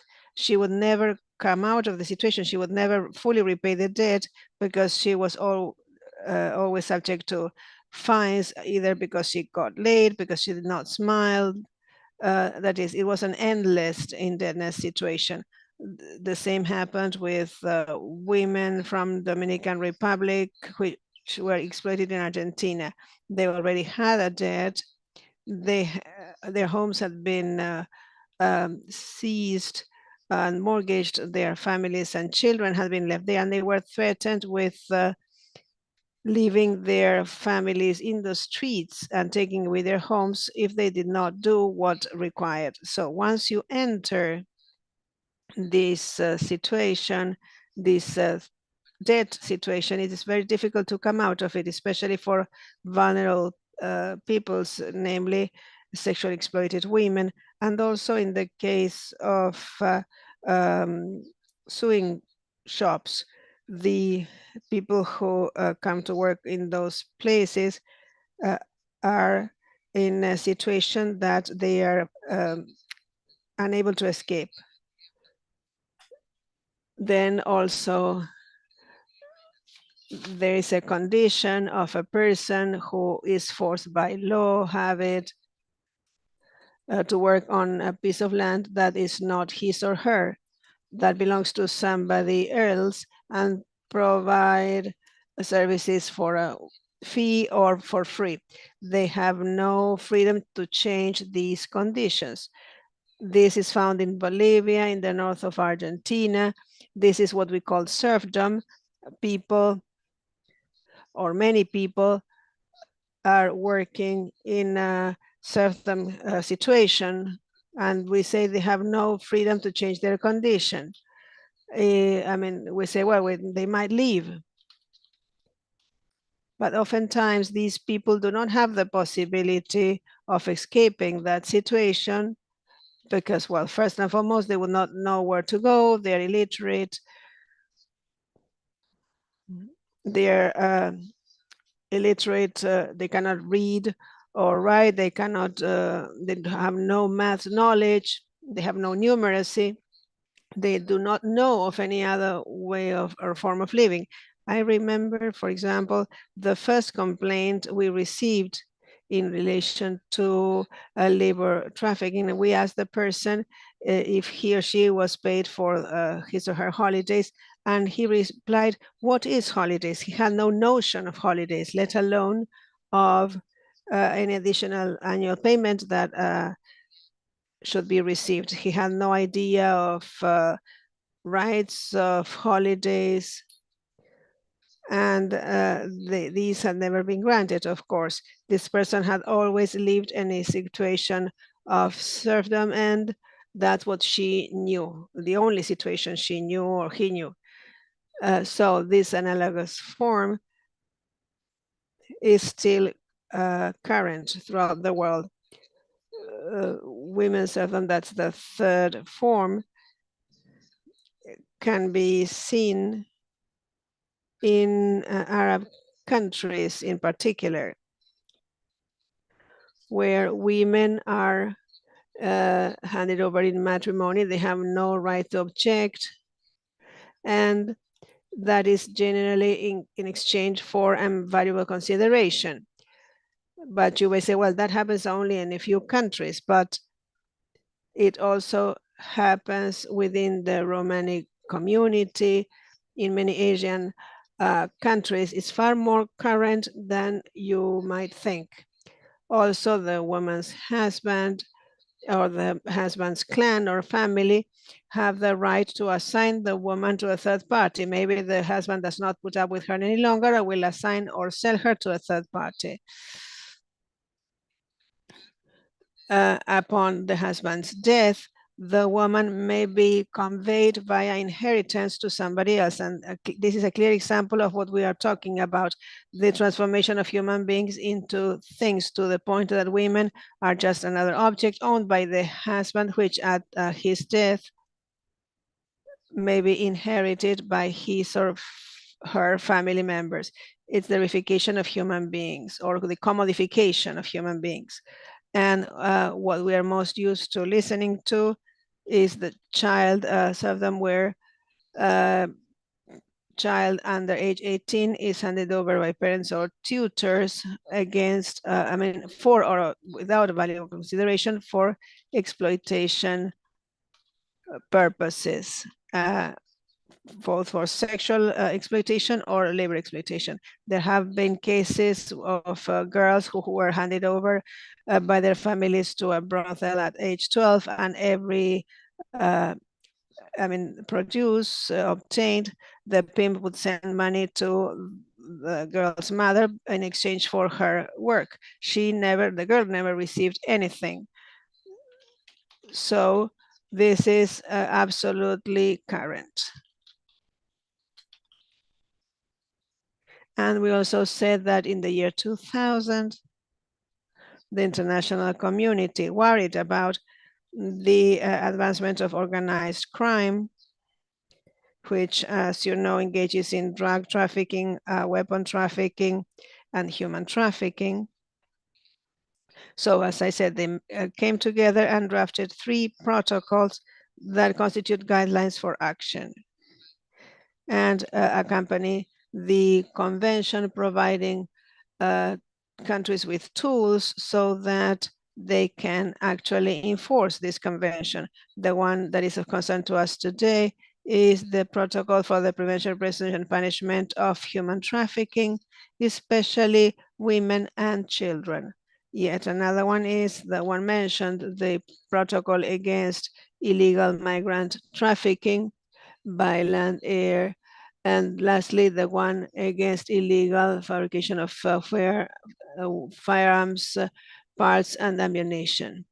We will not engage in this one. It is not of interest to us, but we are interested in clarifying these concepts of trafficking and smuggling, because there is a confusion between them. We speak of people trafficking, people smuggling, but when we speak of trafficking, we speak of transportation, reception of people, recruitment of people, resorting to all of types of actions, use of force, deceit, the reception of payments of benefits to obtain a person's consent. Say, for example, in the case of parents selling their children so that they will be exploited. This exploitation always serves the purposes of exploitation, and this is the key item to be considered when talking about this topic, modern slavery, which is the exploitation purposes. We are faced with a commoditization of human beings and the exploitation purpose, and that exploitation may be whatever you name it: prostitution, sexual services for several human tissue or organ removal, because there is always trafficking for organ removal. It's not that frequent in Argentina, for example, but there have been several other cases in Bolivia, Colombia. So these are issues that were dealt with by this protocol in relation to which I will not delve, because this will be discussed in the next presentation. And there is illegal migrant trafficking.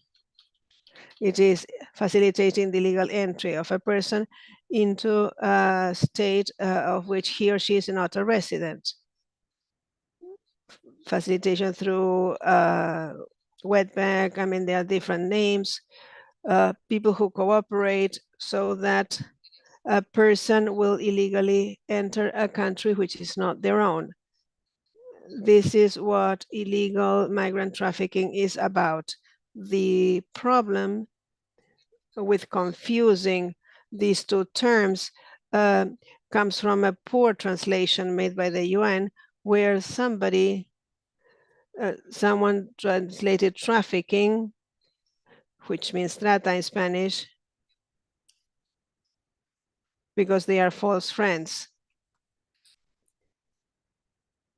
So tráfico in Spanish refers to a different crime, that is the illegal trafficking of migrants.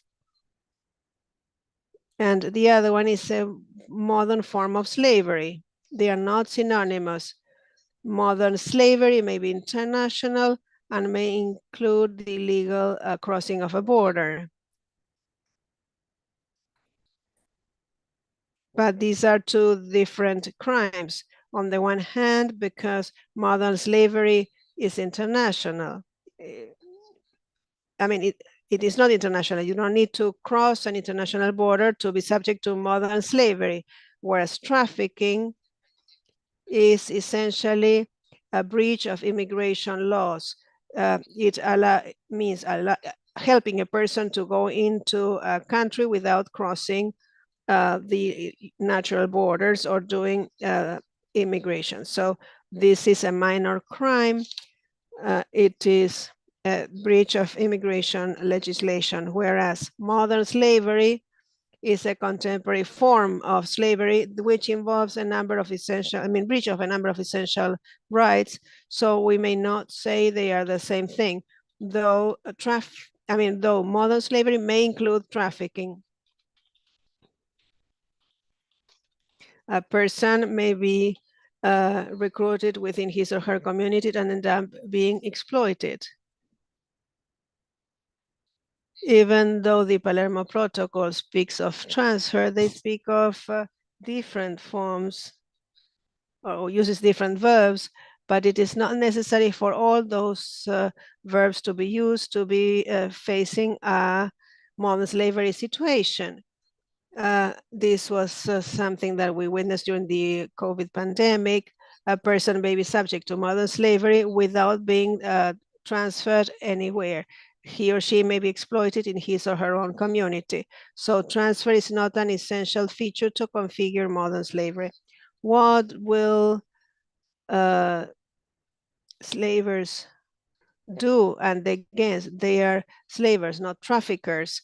What they will do is profit from victims' vulnerability in a variety of forms. And the forms of recruitment applied for these peoples vary or have varied throughout time. This is a highly dynamic process. What remains the same is the fact that the purpose is exploitation. If exploitation is not a purpose, we do not consider that modern slavery is occurring. Modern slavery or the smuggling of migrants is a national crime and also an international one. And following the Rome Statute by the International Criminal Court, which came into force in the year 2000,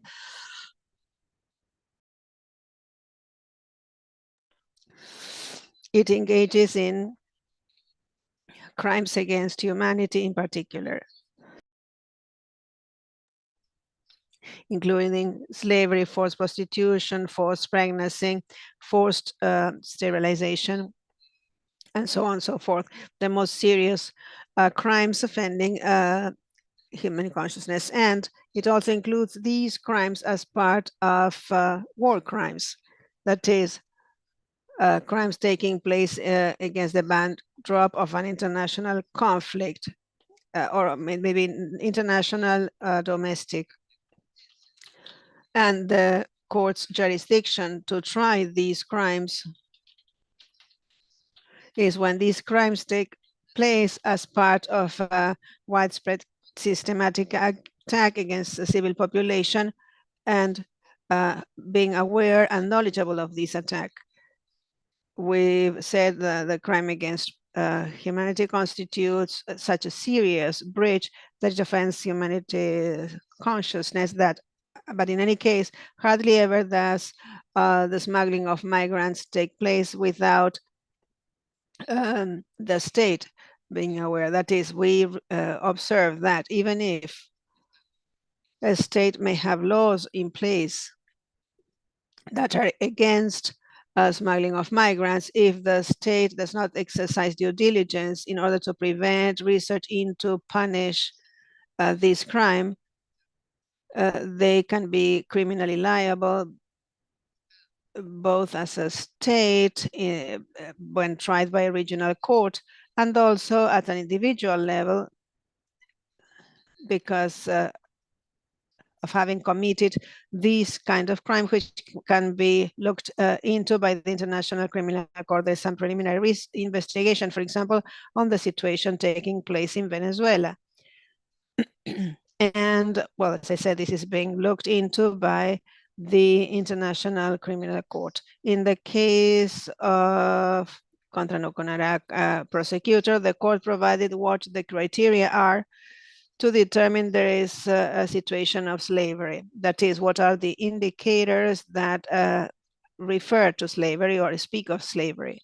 Here we see that all of these issues, that is the restriction and control over individual autonomy, the freedom of choice, the freedom of movement,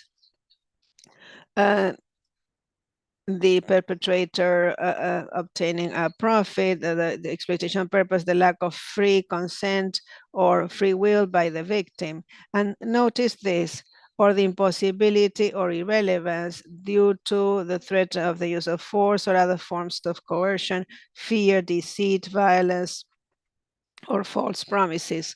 Here we have a definition of the smuggling of migrants or modern slavery, and what the International Criminal Court understands as indicators of this crime, that is slavery, which fall under the court's jurisdiction. There's also abuse of power, but the victim's vulnerability, arrest or captivity, psychological oppression, or on the basis of socioeconomic conditions, exploitation, forced labor, forced services, generally speaking, for no valuable consideration, and frequently linked, as indicated by the court, though not necessarily to physical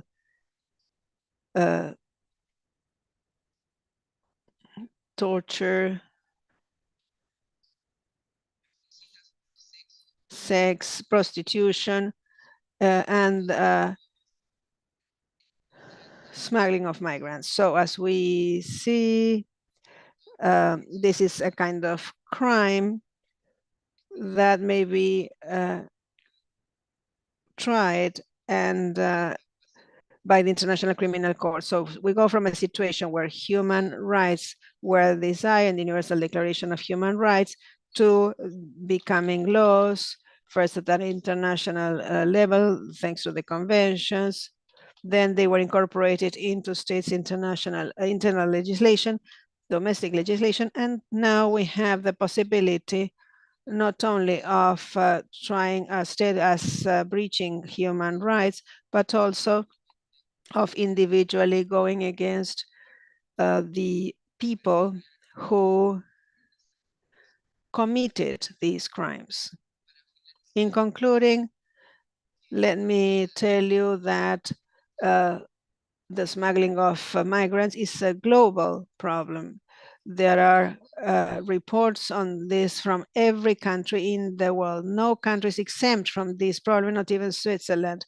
There are 120 countries in the world that have informed the UN Office Against Drugs and Crimes that reported over 50,000 cases in 2020 alone, when little could be done numerically speaking, because of the restrictions imposed by the COVID-19 lockdown. in the UN, it is estimated that there are approximately 50 million people who are undergoing some form of slavery in the world.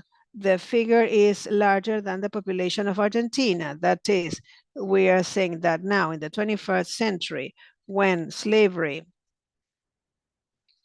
is illegal, there's still more people who are being subject to slavery in the world than in any other time in history. And there may be a whole country that is being subject to this kind of modern slavery. We have said that modern slavery or smuggling of migrants is one of the forms of international organized or transnational organized crime, one of the fastest growing. The process sped up during the pandemic because countries were not prepared, did not have the right assistance devices in place for the lockdown. Most victims were left to their fortune. They were abandoned in 2020, 2021, even some in 2022. And on top of that, this crime, modern slavery, smuggling of migrants, generates an illegal source of revenue of $150 billion.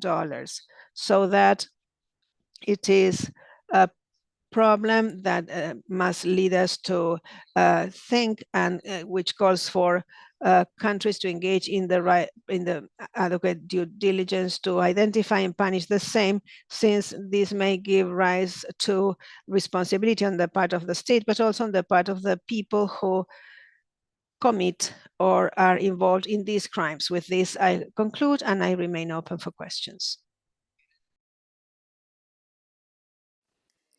Thank you, Mercedes. Your presentation has been a luxury. You've made a very dynamic presentation with examples, with all your life experience. I'm already imagining the reaction of our audience.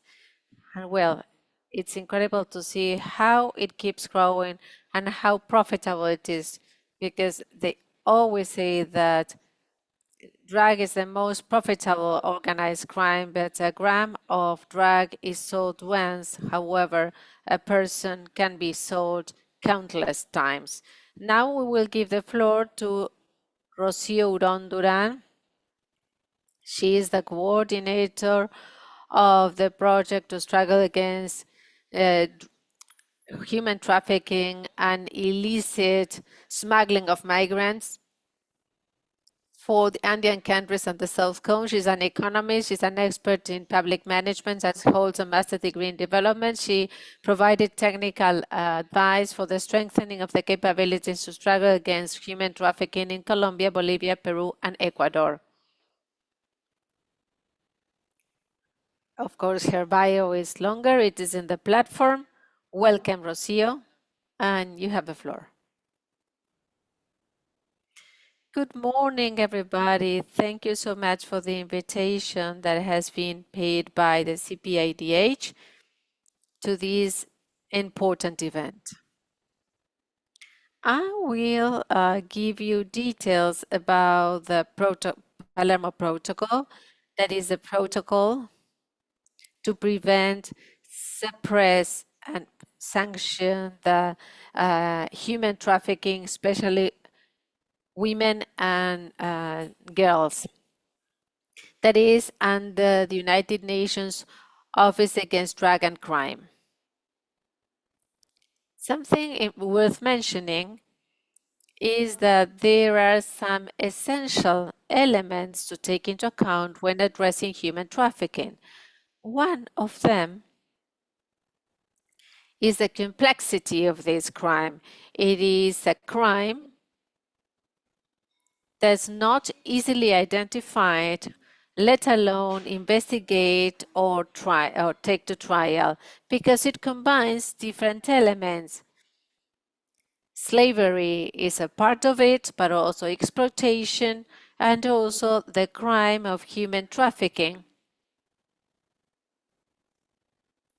Implies a violation of autonomy. It is a crime against autonomy. It means it deprives human beings of their freedom and of their possibility of being or not being, doing or not doing certain activities. Another element that makes this approach more complex is how the crime comes into play. In time, we have seen that human trafficking has been changing, and a very important turning point has been the pandemic. How, as of the pandemic, this crime has not stopped being conducted because it's a business opportunity. It makes profit, therefore creates income. It does not change, it does not stop, but transforms, and it uses different tools to continue with the process. Therefore, the recruitment is no longer done in a direct manner, but rather through the social media. Exploitation also takes place through the social media, and that makes the whole criminal chain remain active and all the production chain remains active. There's another important factor that has come into play in current times that are migration flows that have become have worsened in Latin America, not only leaving from countries like Venezuela that are affected by strong migration, but also from Latin America and South America has become sort of mandatory passage for migrants that want to leave the continent, or moreover, those coming from Africa and Asia. They come through South America, from Brazil and some countries of the South Cone, and continue their trajectory towards North America, either Canada or the US. But these migration flows and migration routes increase the vulnerabilities of these individuals, and this is something that criminals benefit from. The protocol of the Palermo Protocol believes that, or states that, these might become a crime in each of the countries. However, transnational crime is even stronger and makes those dynamics more complex because they are being involved not only in drug trafficking, armed trafficking, but also human trafficking.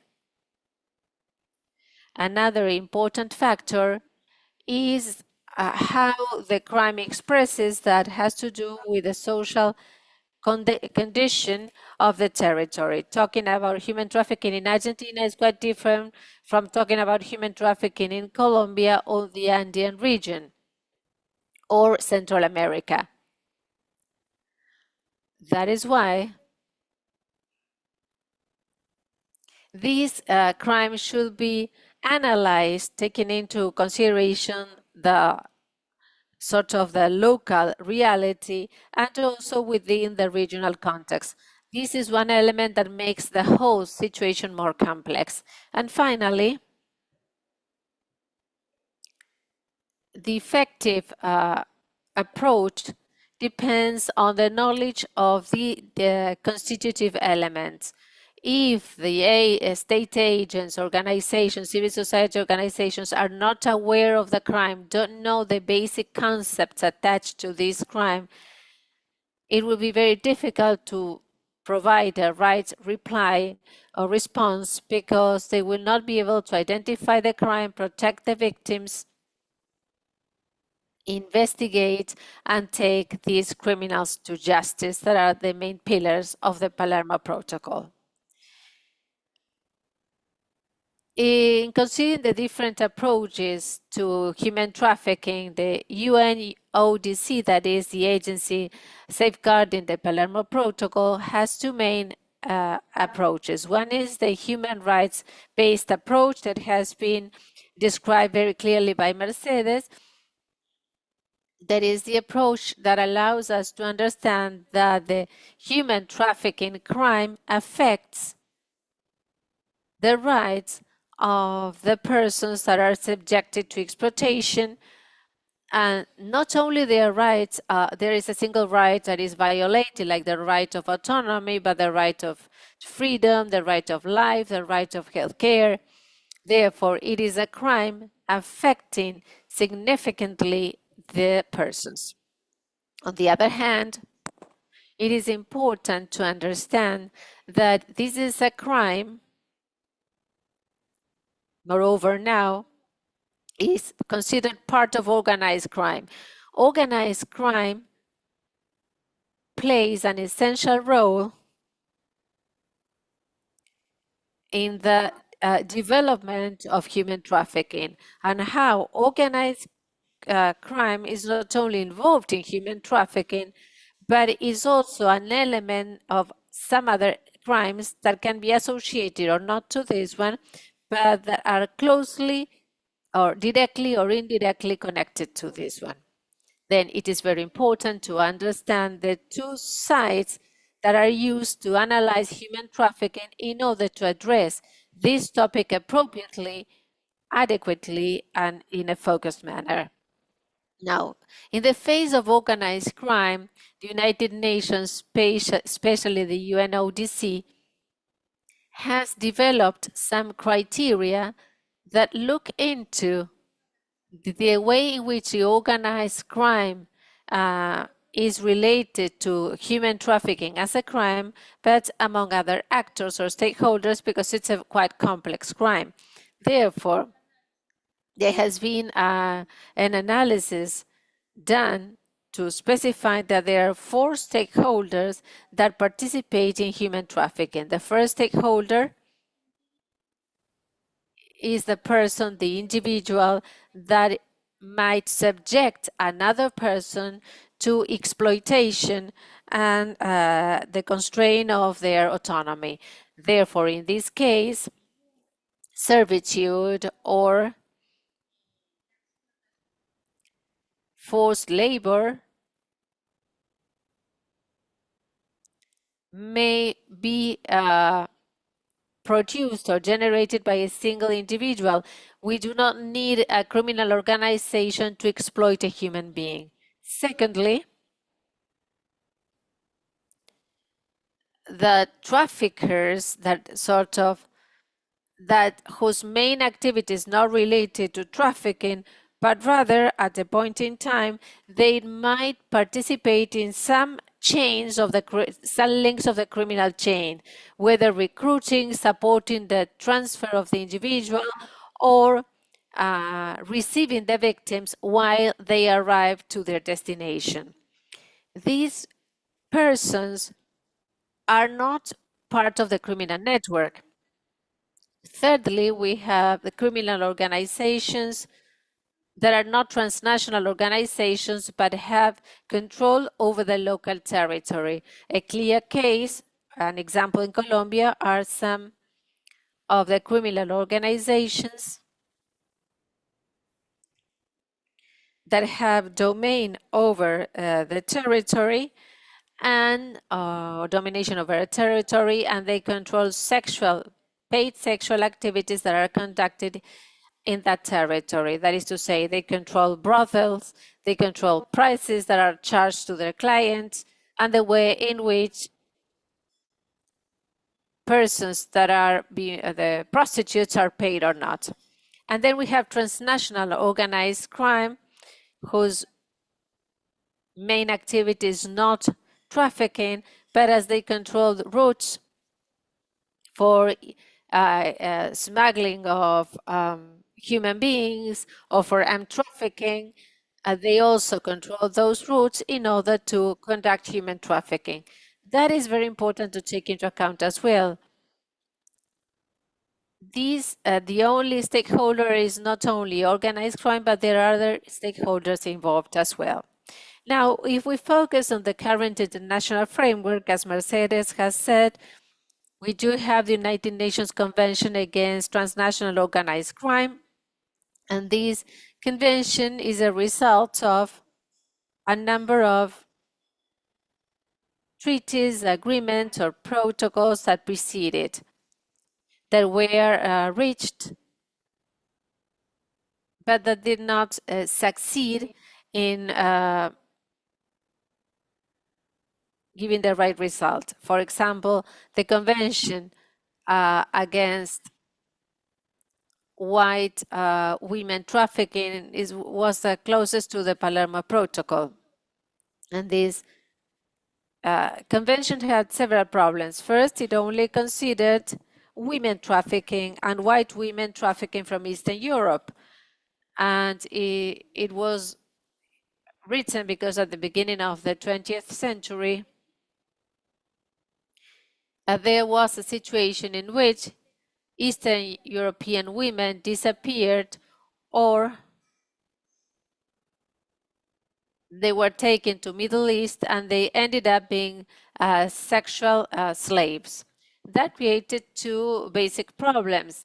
One, that it limited trafficking as sexual exploitation considering only white women.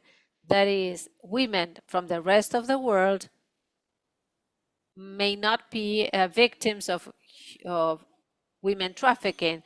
And this did not include only women, but men, boys, girls, and the elderly.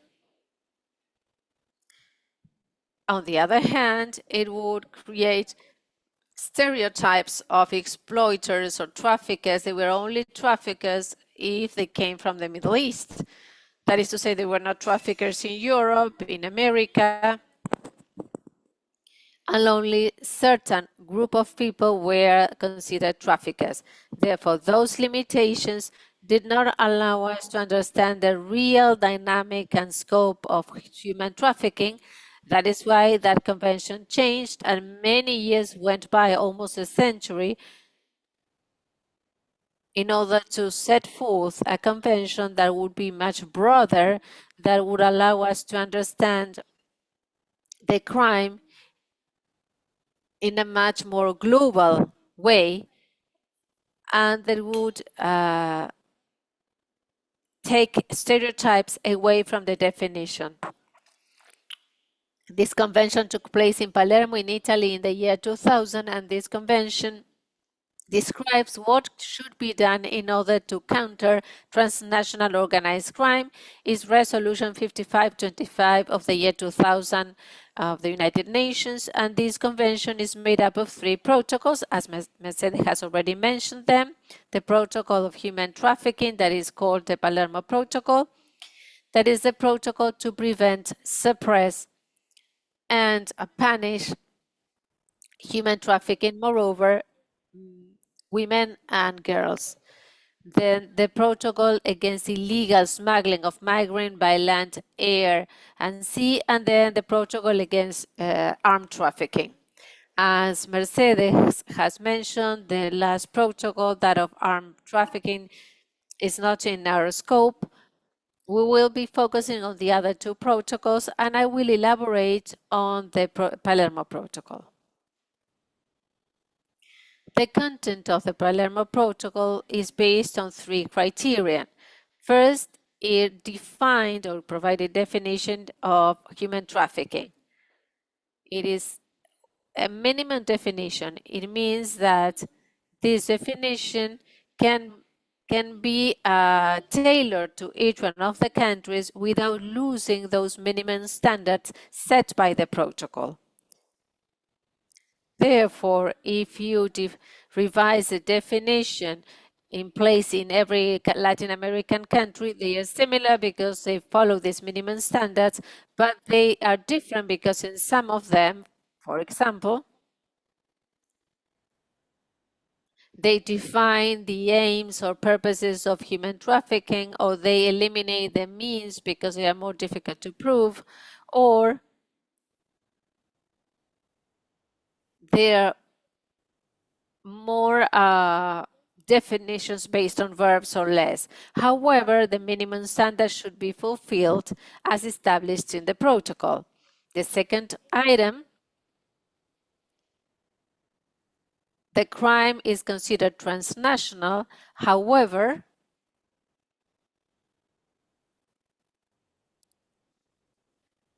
they also provide for the domestic nature of this crime. This means that though this crime is addressed as a transnational crime, it does not lose sight of the fact that this crime may also take place inside every country. And this is very important because countries have certain practices. Inside the countries, there are internal practices that might be connected to human trafficking, that is to say, persons that travel from the most remote areas in the countries being recruited through different deceitful mechanisms, and they arrive in large cities to be exploited. If the protocol did not have this domestic focus, it would stop identifying those situations that are present and that are experienced daily.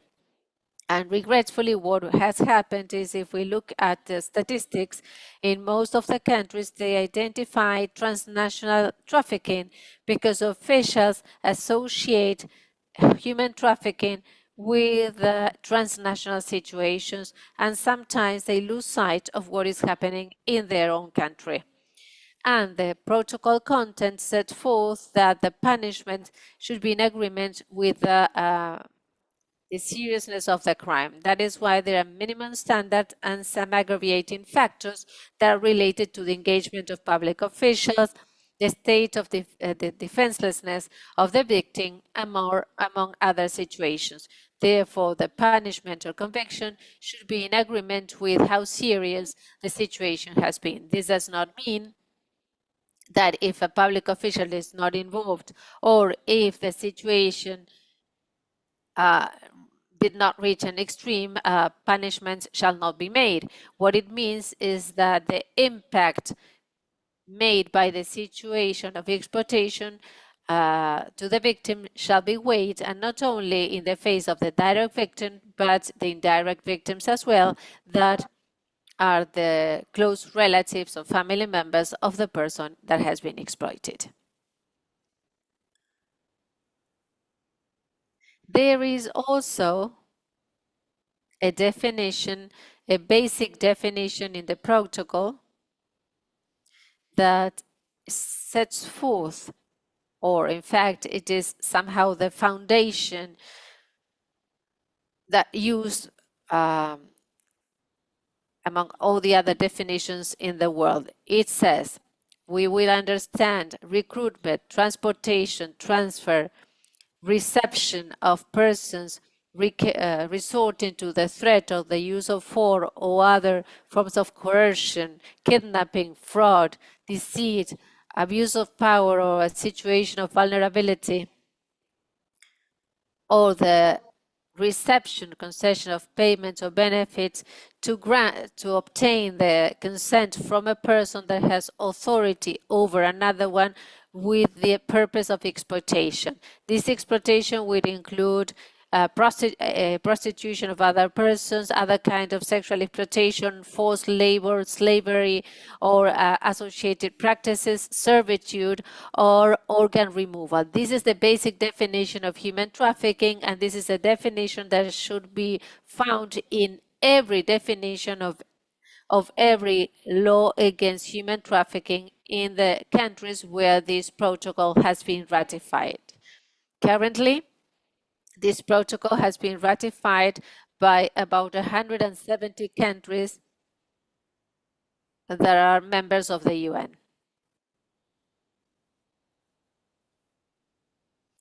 Let's break down what each of these words means.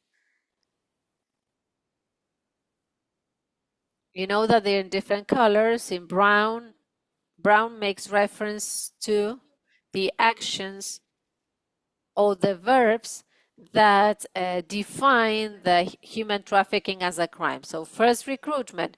Recruitment is a way in which the victim is lured, is attracted, or her or his attention is drawn, and the trust is built. There are different ways of recruitment.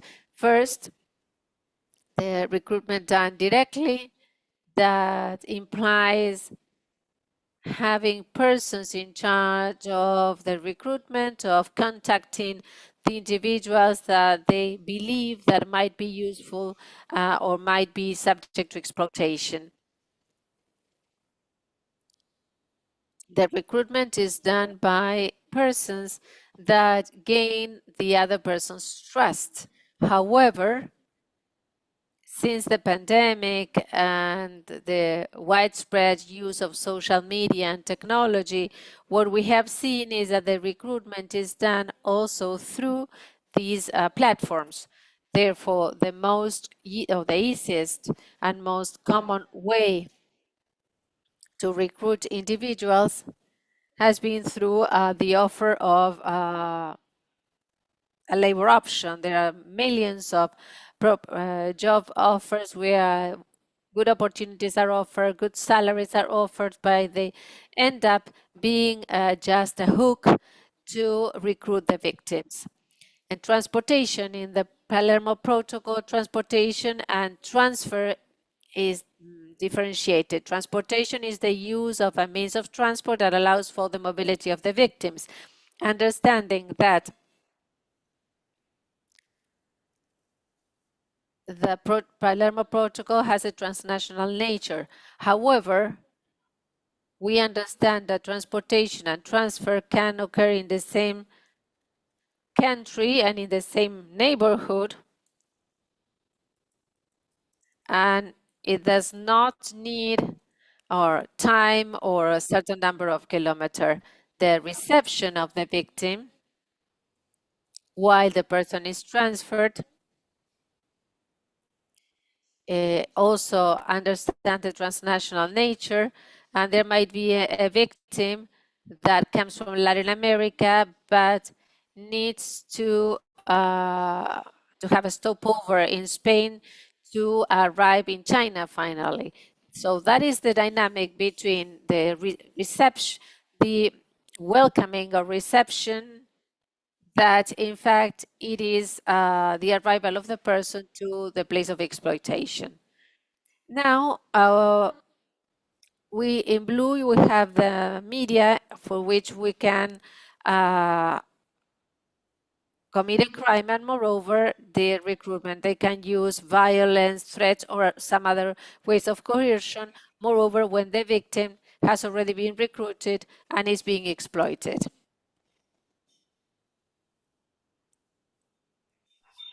Physical violence against girls and women is twice as much as the violence against men, and this is an indicator of the asymmetrical and power relations existing between men and women. Generally speaking, those who exploit them are generally men who own the brothels or places where victims are taken.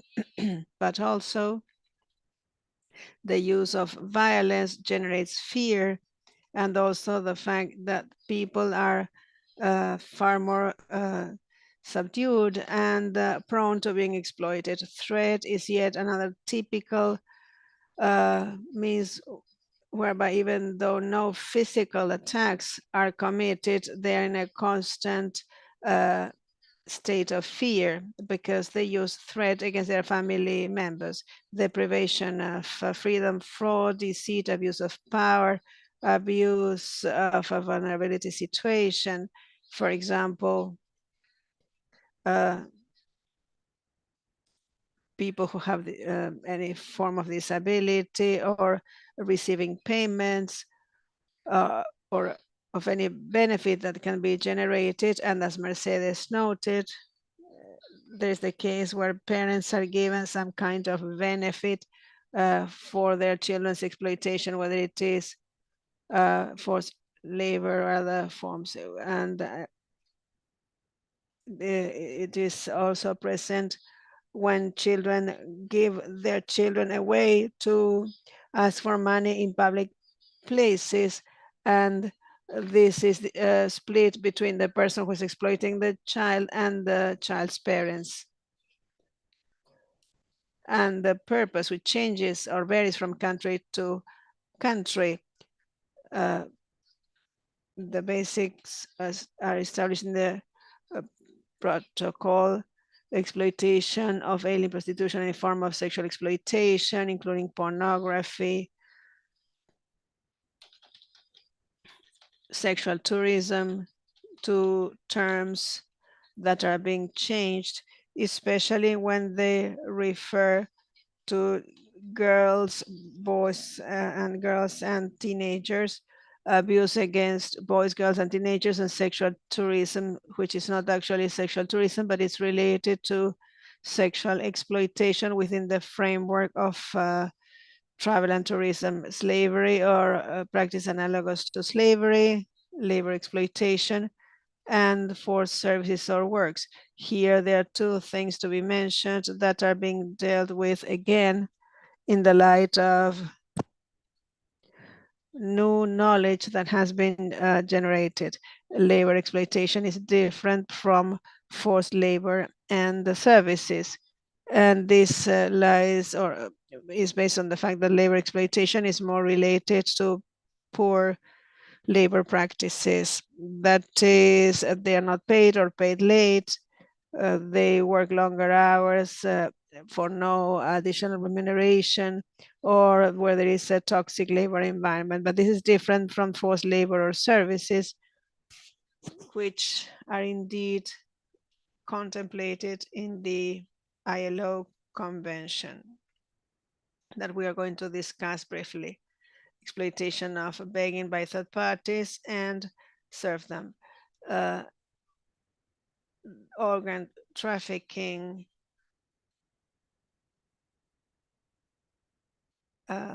padrinazgo, which is also very frequent in Andean and Central American countries, and other purposes are included. This does not mean they do not comply with the baseline set out in the Palermo Protocol. There are yet other elements which are additional, which are related to this protocol. The first one is consent given by the victim. This has always been something where emphasis has been placed, especially by those who investigate and determine the criminal nature of this crime. The protocol says that it is the consent given by the victim of illegal migrant trafficking to all form of international exploitation described in item aim of this article, which will not be considered when any of the means mentioned therein have been resorted to. No one can waive his or her human rights. No one can consent to his or her exploitation. These rights are inherent to any human being. So I may not say, I quit my rights, I will consent to being exploited. That's the basic. Now then, the victim's consent is advised always, because in the majority of cases, this consent is given because of deceit. For example, labor or a job offer, what says that you're going to earn, I don't know how much in a different place, doing the same you do in your country, also because you assume that it's an actual job opportunity, but then you end up being exploited. You consented to and approved and decided to engage in that journey, but it was advised under deceit for that approval. If you had known that the situation would have been different wherever you were going, you would not have engaged in this decision. That's the basic being mentioned. It is a complex situation because to many, especially for many researchers from the legal environment, they say, well, but the person wanted to go. The person was undergoing prostitution in the country and was engaging in prostitution in the country and went to another country to do the same thing. Yes, he or she accepted, but the situations changed throughout the process. And that is what they try to show, showing that consent will not be taken into consideration whenever the means described in the protocol have been used. The recruitment, transport, transfer, or reception of a child for exploitation purposes shall be considered illegal migrant trafficking, even when none of the means set out in Section A have been committed. Abuse of power, for example, is not included. Why? Because the child or the teenager is under age 18, and in that situation, the consent will never be taken into consideration.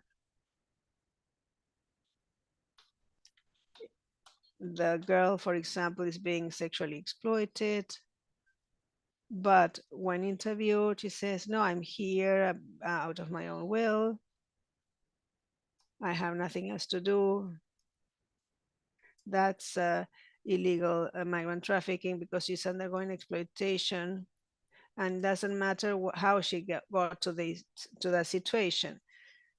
It may have been because of her parents' abuse of power, but nonetheless, she will be in different situation, and she must be subject to special protection. So transport, transfer, reception of that person will be understood as the smuggling of migrants. Now, it also establishes what exploitation means.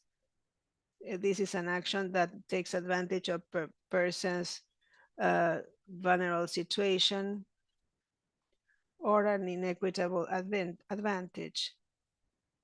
So whenever, and say, for example, a migrant who doesn't have any formal job, whose situation is precarious because he or she lives in absolute poverty,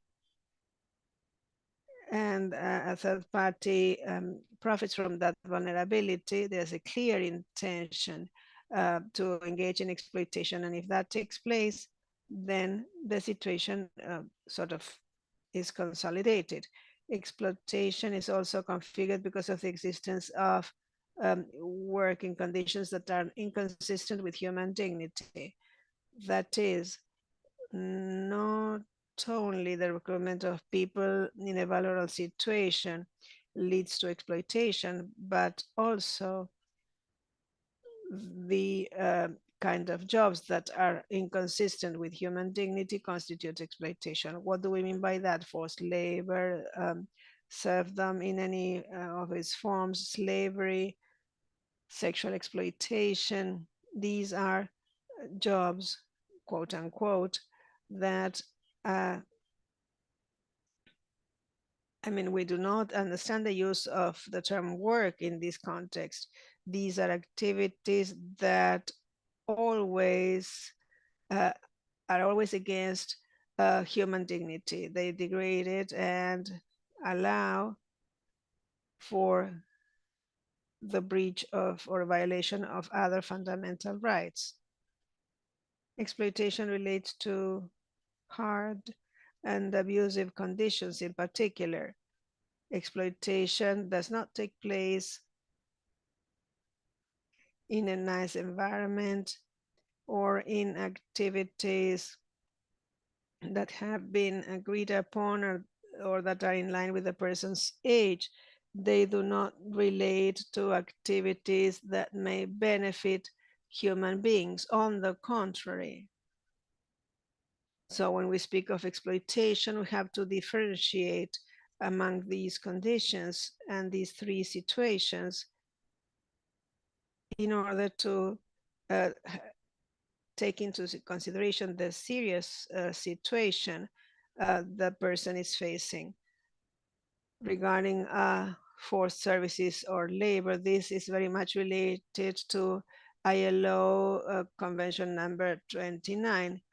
Article 2 of the Convention of the ILO Convention of 1930 defines forced labor as any kind of labor or service demanded from an individual under penalty of any punishment and for which the individual did not voluntarily offer. This is used as a basis to define forced labor or services as a purpose of modern slavery or the smuggling of migrants. The human being is threatened with any kind of punishment or penalty harming their families, killing them, physical violence, psychological violence, any form of aggression against themselves or their families. As a result, the person will become subdued and will more easily give way. And also the person has never voluntarily offered to perform that activity. And we go again to this issue of consent. Even though the person accepts the conditions originally offered to him or her, they are not aware of the actual conditions that they end up living in. And this is important because will or consent, the victim's consent, is not present there. This is the base for establishing that there is forced labor or services set out in the ILO Convention, which differs from poor working conditions or poor working practices, which not necessarily lead to threats and to the individual having voluntarily offered or having volunteered to do the job. Also important in relation to the Palermo Protocol is the fact that this is known as the 3 Ps, that is prevention, protection, and prosecution. And this is at the root of most regulations enforced in the different countries. All 3 should be present at all times when fighting against the smuggling of migrants. When talking about prevention, the object or the purpose is identifying crime whenever and wherever it takes place, and with all the peoples that may be subject to this crime. For example, prevention conducted with boys, girls, and teenagers, with women who are engaging in prostitution, protection conducted in manufacturing plants, in crop lands where people may be subject to this type of situation. Any action that raises awareness about this is a prevention action. Here, 2 forms of prevention are established. On the one hand, there's prevention from supply, but also prevention from the point of view of demand. Prevention from the supply standpoint relates to providing people the tools required to make an informed decision, and prevention on the demand side is related to the prevention carried out in the face of activities that may be related to the smuggling of migrants. In the face of protection, the baseline criteria have been established. The restoration of the victims' rights, not only direct victims, but also indirect ones. And lastly, there is the prosecution of the crime intended to strengthen research and judicialization capabilities so that this may have a positive impact in combating criminal networks. One last component provided for by the protocol relates to international cooperation, in the understanding that this is a transnational crime that may not be discussed or fought against solely within each country, but on the contrary, it calls for an international approach and effort and cooperation at different levels to truly fight and bring this crime to an end. With this, I close my intervention and I remain open to your questions. Thanks very much. Thanks to you, Rocio. I don't know if you see me because you are sharing your screen. We do have questions. Here I am. Hello again. I have the questions here for the first speaker, for Mercedes Azorati. Mercedes, question for you. How does civil society and the academia contribute to materializing the international tools that try to fight against the smuggling of migrants? This is a question for Mercedes. Are you there, Mercedes? Can you hear me? Here we are. How can we, from the university and civil society, do something about it? Well, I believe that basically the university plays a very important role in education. We have trained teachers and professors on the smuggling of migrants, and we believe that this should be incorporated in every syllabus, in every university career now offered. This should cross-cut every career course. There's an approach that should include law, sociology, art, history. So we believe that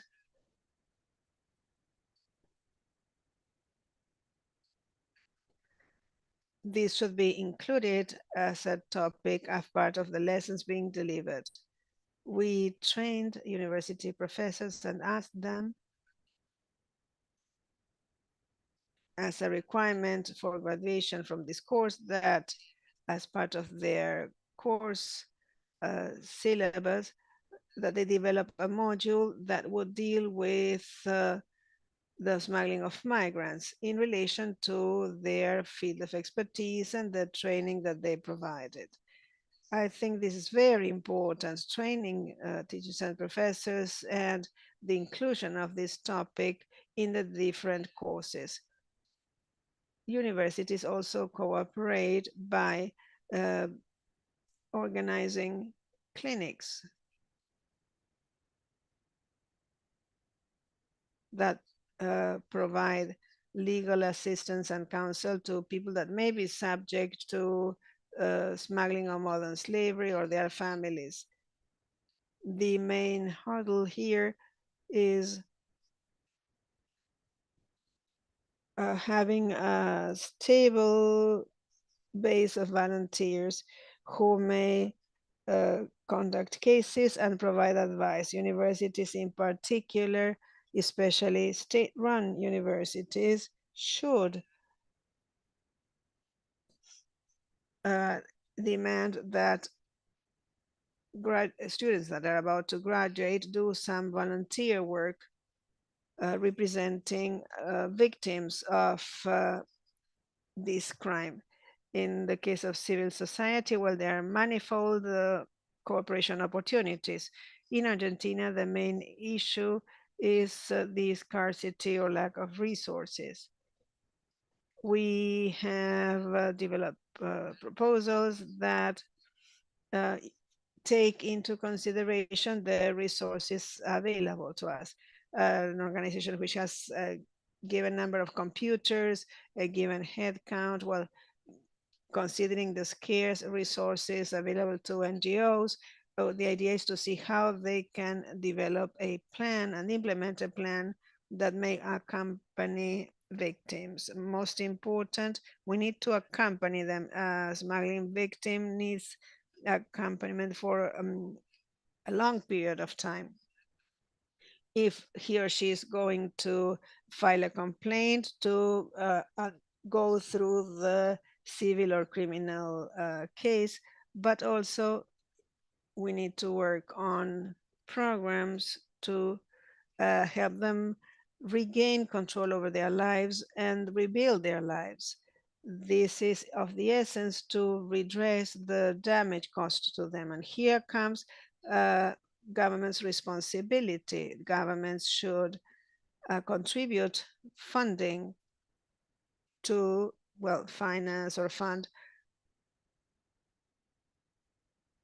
redress projects so that victims can retake their ordinary lives. That would be my reply. I cannot hear you. You are muted, Claudia. You are muted, Claudia.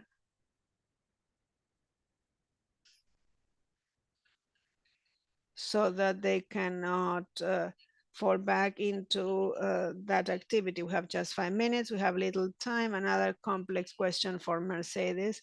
It's a very interesting one, but try to answer quickly. States oftentimes are accomplices of this crime, of the smuggling of migrants. So how, or what do you do about this? And is there any complaint being filed because they fail to act? This is a question for Mercedes. Indeed, there are cases that have been brought before international organizations because the state failed to intervene in the smuggling of migrants. They have been received within the American Commission. Clearly, the problem is that our research is weak in general.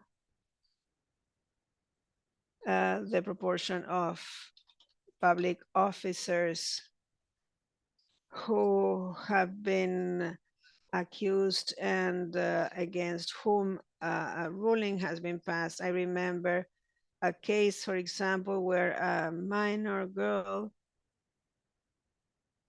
who was in a state-run refuge, an orphanage,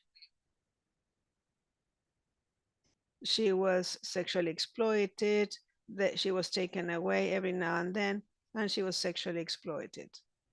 The question is,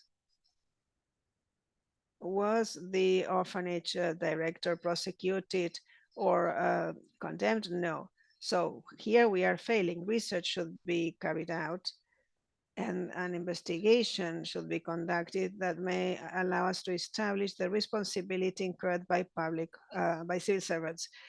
And having summary proceedings has been a hurdle, in my opinion, because the traffickers declare themselves guilty, they are subject to a minimum penalty, and then no further investigation is conducted. In my opinion, the state has to continue investigating until determining whether there are any civil servants involved or not.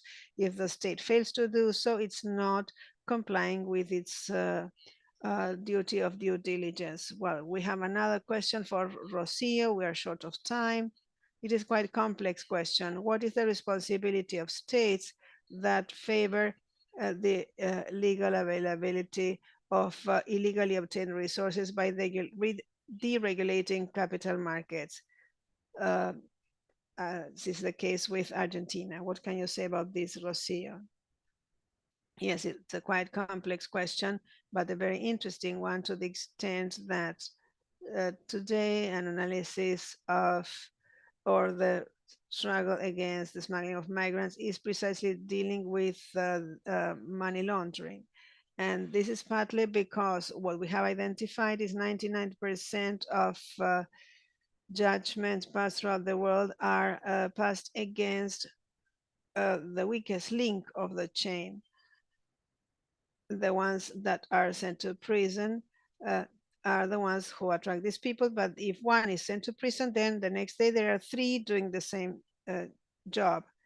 And what truly impacts this is the blow that can be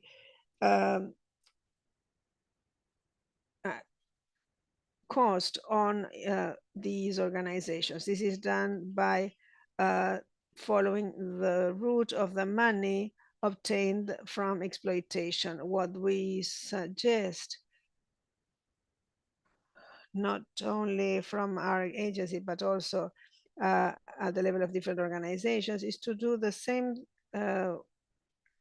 work done in relation to drug trafficking. Countries are strongly following the route of the money obtained from drug trafficking, and that same effort should be made in the field of modern slavery, of the smuggling of migrants. We are taking this first approach in 3 Latin American countries, where we're going to work the financial reporting units or financial intelligence units, FIUs, to identify patterns that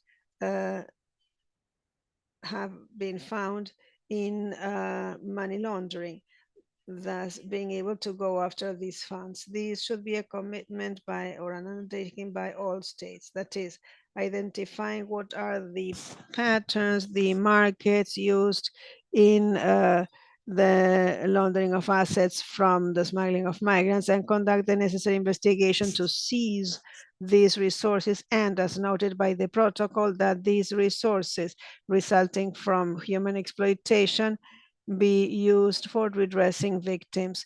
That varies from country to country. It depends on the country's decisions oftentimes, or in some countries, the exclusion of domain is deposited with a mutual fund that is not used for redress purposes. In other cases, the funds are allocated to redressing victims, but at least the idea is to identify what are the markets, what their modus operandi is when it comes to laundering funds from this crime, and bear an impact on criminal finances. Thus, we will continue incarcerating those who commit or who are involved in the smuggling, but there will not be a true impact on criminal organizations. Yes, money laundering is of the essence, and I would add training officers on such a complex crime. It's by no means easy to follow the path of money, keep ourselves abreast of new developments in this field. It is a crime that is constantly shifting. And we have another question for you.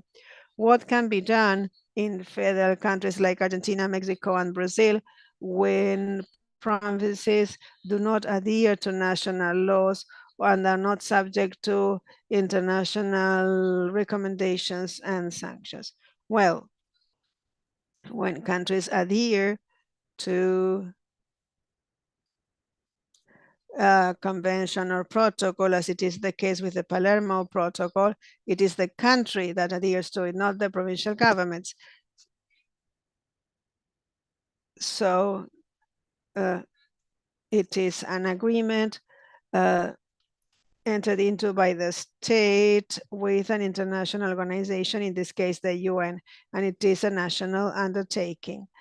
So the federal nature of provinces allows them to adhere to national laws or not, but nonetheless they have the responsibility of developing local or provincial regulations, in this case, that may respond to the government's undertakings under these protocols or conventions. So there is a mandatory obligation by these authorities to comply with what has been previously agreed upon. So in addition to them adhering to national or federal legislation, it is important that they enact their own laws and that they comply with the baseline set out in the protocol. Very well then, thanks very much. We have reached the end of this panel. Thanks, Mercedes. Thanks, Rocio Duran. And we look forward to seeing you again. Thanks very much. Goodbye.